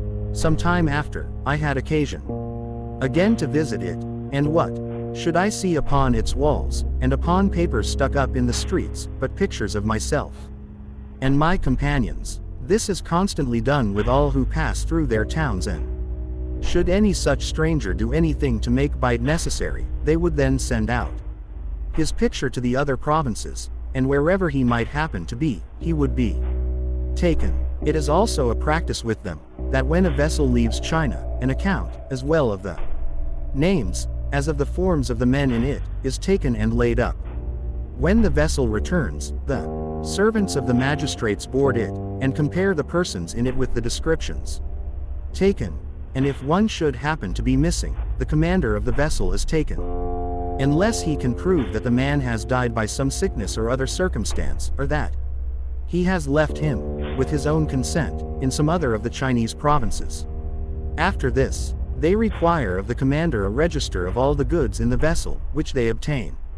The people of the vessel then leave it, and the king's servants take possession of, and clear it, and if they find anything in it not entered in the register, the vessel, together with its freightage, is forfeited to the king. This is a species of oppression which I witnessed nowhere else. 50. When any Moslem merchant visits those Moslem towns which are among the Chinese, it is left to his choice whether he will take up his lodgings with a native merchant, or whether he will go to an inn. If he prefers lodging with a merchant, an account of all he has is taken, and the native merchant is made surety for the amount, who spends upon his guest just as much as is proper.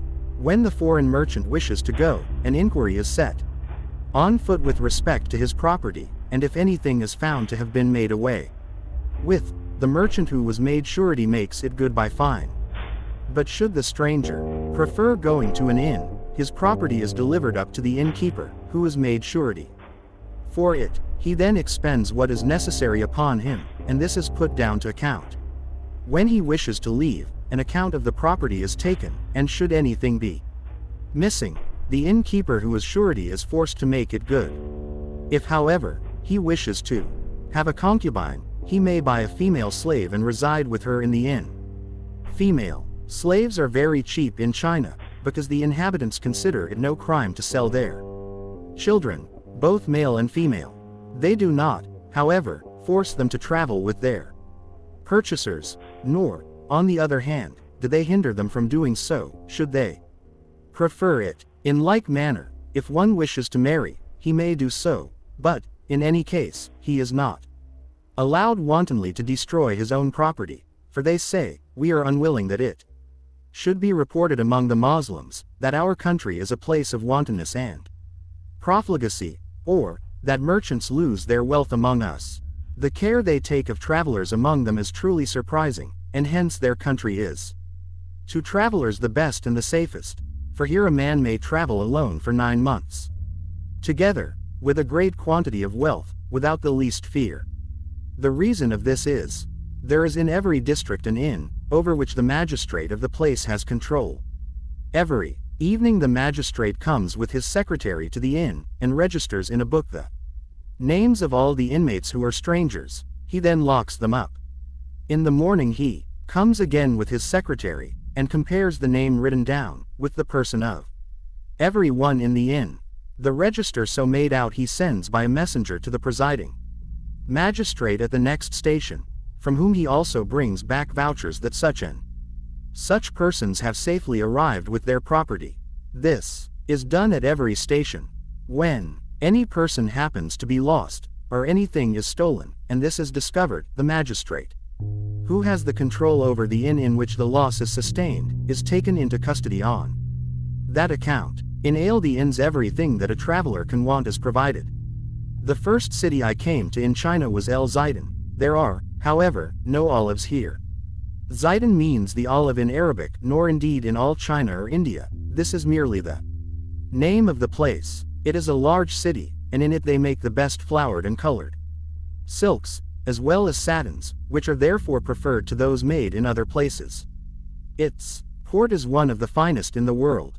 I saw in it about 100 large junks. The small vessels were innumerable. It is a large estuary of the sea, running into the land until it meets the great river. In this, and other Chinese towns, each inhabitant has a garden and some land, in the center of which is his house, and on this account it is that their cities are so large. On the day of my arrival at this place, I saw the emir who had been sent ambassador to the Emperor of India, and who returned with us to Malabar when the junk foundered. 51. And went down. He, however, escaped with his life. He told the officer of the Diwan of me, who placed me in a very handsome house. I was afterwards visited in this by the Moslem judge, the Sheikh el-Islam, and a number of the Moslem merchants, who treated me with great respect, and made a feast for me. These merchants are, on account of their residing in an infidel country, extremely glad whenever a Moslem comes among them. On such occasions they give him alms of their wealth, so that he returns rich like themselves.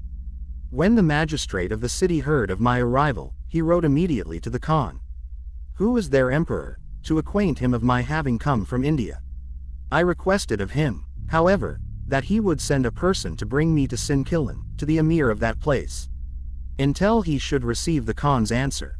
To this the magistrate agreed, and sent a person with me, who conducted me to him. I embarked, therefore, in a vessel on the river, and made a voyage of 27 days, in each of which we put into some village. About noon, bought what we happened to want, then said our prayers, and proceeded on. In the evening, on the next this was repeated, and so on till we got to Sinkilan. At this place, as well as Zaidan, the earthenware is made, at the latter of which, the river, called the water of life enters the sea, and which they, therefore, call the conjunction of two seas. This Sinkilan is one of their greatest and best formed cities. In the middle of it is a great temple, which was built by one of their kings. This he endowed with the revenue of the city and of the surrounding villages. In this are apartments for the sick, the aged, the blind, and the great fakir sheikhs, and the endowment affords them provisions in great plenty. A picture of this king is painted in the temple, and worshipped by the inmates. In a certain part of this province is a town in which the Moslems reside. It has a market, a mosque, and a cell for the poor.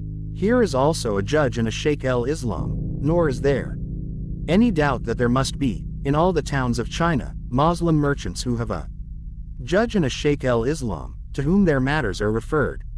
In this place I resided, with one of the merchants, and remained among them for 14 days, during which time, not a day passed without my receiving presents from them. Beyond this city, neither the Moslems nor infidels of China have another. Between it and the obstruction of Gog and Magog there is, as I was told, a distance of 60 days. The people who inhabit that place eat all the men they can overcome, and hence it is that no one goes to those parts.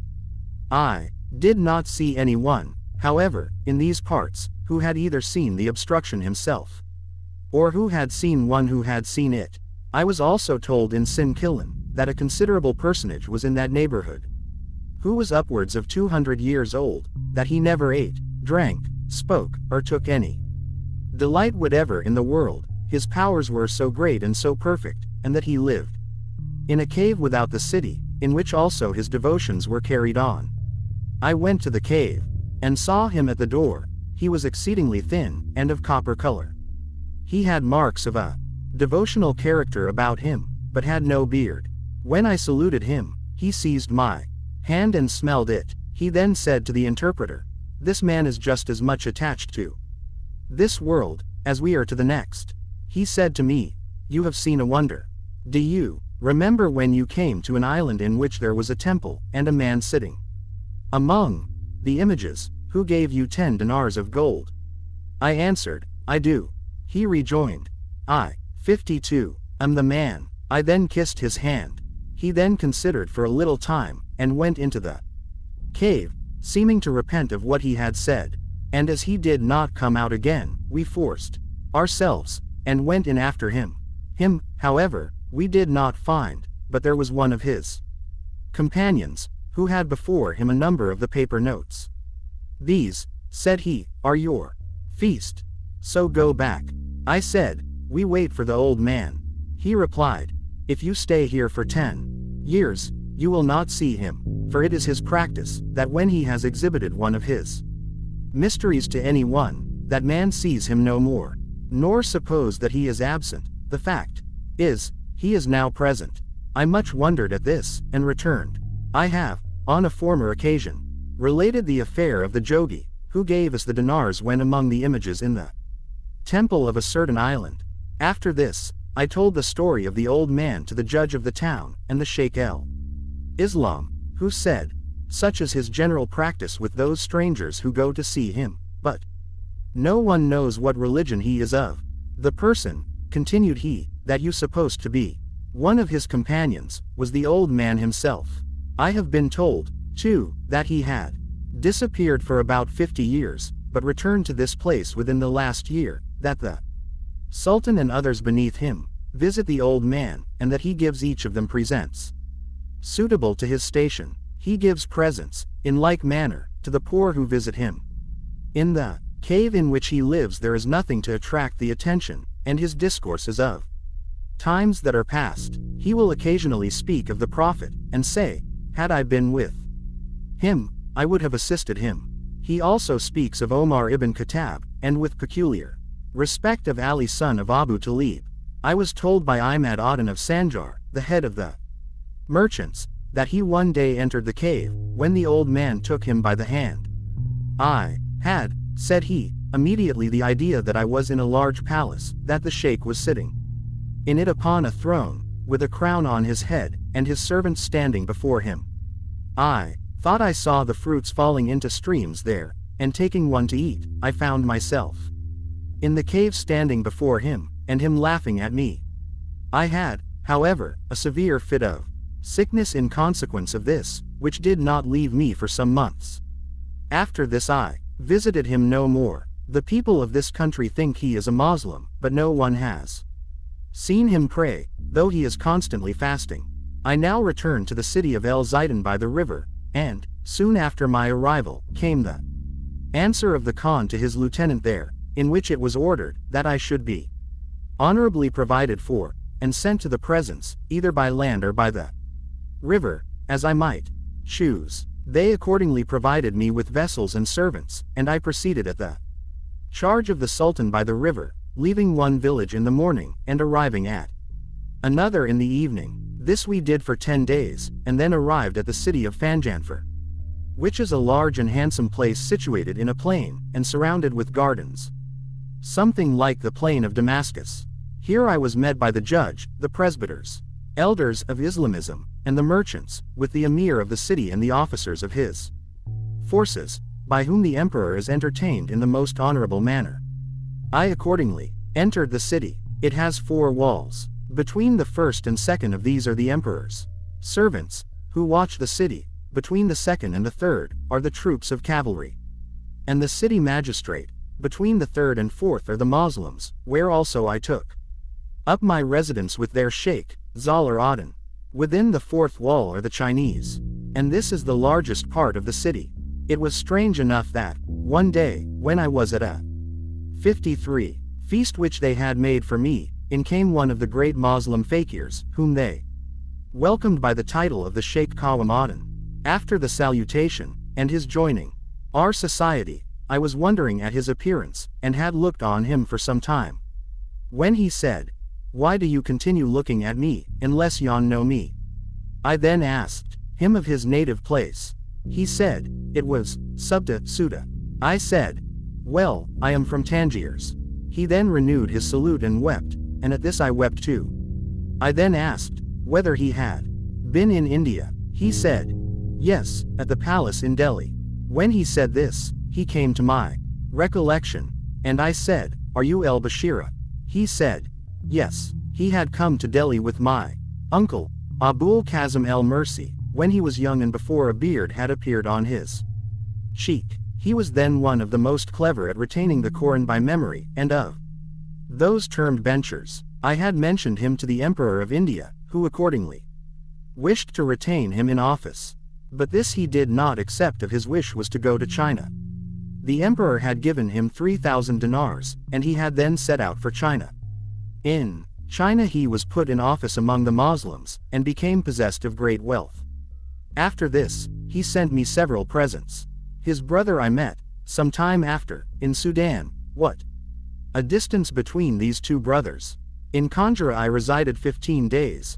I then proceeded by the river, and after 4 days arrived at the city of Baram Katlu, which is a small place, the inhabitants of which are very hospitable. In this place there were not more than 4 Moslems, with one of whom I resided for 3 days, and then proceeded by the river a voyage often days, and arrived at the city of El Kansa. The name of this place is similar to that of the poetess El Kansa, but I do not know whether the word is Arabic or not, or whether the Arabic has any agreement or not with their language. This is the largest city I had ever seen on the face of the earth. Its length is a journey of 3 days, in which a traveler may proceed on and find lodgings. It is, as we have already said of the manner of building among the Chinese, so constructed, that each inhabitant has his house in the middle of his land and garden ground. This city is divided into 6 cities, all of which are surrounded by a wall, and of which we shall presently say more. When we approached this city we were met by its judge, the presbyters of Islamism, and the great merchants. The Moslems are exceedingly numerous here. This whole city is surrounded by a wall. Each of the 6 cities is also surrounded by a wall. In the first reside the guards, with their commander. I was told that, in the muster rolls, these amount to 12,000. I lodged one night in the house of the commander. In the second division are the Jews, Christians, and the Turks who worship the sun. These are numerous, their number is not known, and theirs is the most beautiful city. Their streets are well disposed, and their great men are exceeding wealthy. There are in the city a great number of Moslems, with some of whom I resided for 15 days, and was treated most honorably. The third division is the seat of the government. In this resides the chief commander of all China, with the forces. When I entered its gate, my companions were separated from me, on account of the press, and I remained alone. I was here met by the Prime Minister, who carried me to the house of the commander of the forces, the Emir Kardi. This was the person of whom I have already given some account, who cast his eyes upon the goat's hair garment which had been given me by the friend of God, the Sheikh Jalal Aden of Shiraz. This fourth city is the most beautiful of all the 6. It is intersected, 54, by 3 rivers. I was entertained by the Emir Kardi, in his own house, in a most splendid manner. He had brought together to this feast the great men of both the Moslems and Chinese. We had also musicians and singers. I stayed with him one night. At the banquet were present the Khan's jugglers, the chief of whom was ordered to show some of his wonders. He then took a wooden sphere, in which there were holes, and in these long straps, and threw it up into the air till it went out of sight, as I myself witnessed, while the strap remained in his hand. He then commanded one of his disciples to take hold of, and to ascend by, this strap, which he did until he also went out of sight. His master then called him 3 times, but no answer came. He then took a knife in his hand, apparently in anger, which he applied to the strap. This also ascended, till it went quite out of sight. He then threw the hand of the boy upon the ground, then his foot, then his other hand, then his other foot, then his body, then his head. He then came down, panting for breath, and his clothes stained with blood. The man then kissed the ground before the general, who addressed him in Chinese, and gave him some other order. The juggler then took the limbs of the boy and applied them one to another. He then stamped upon them, and it stood up complete and erect.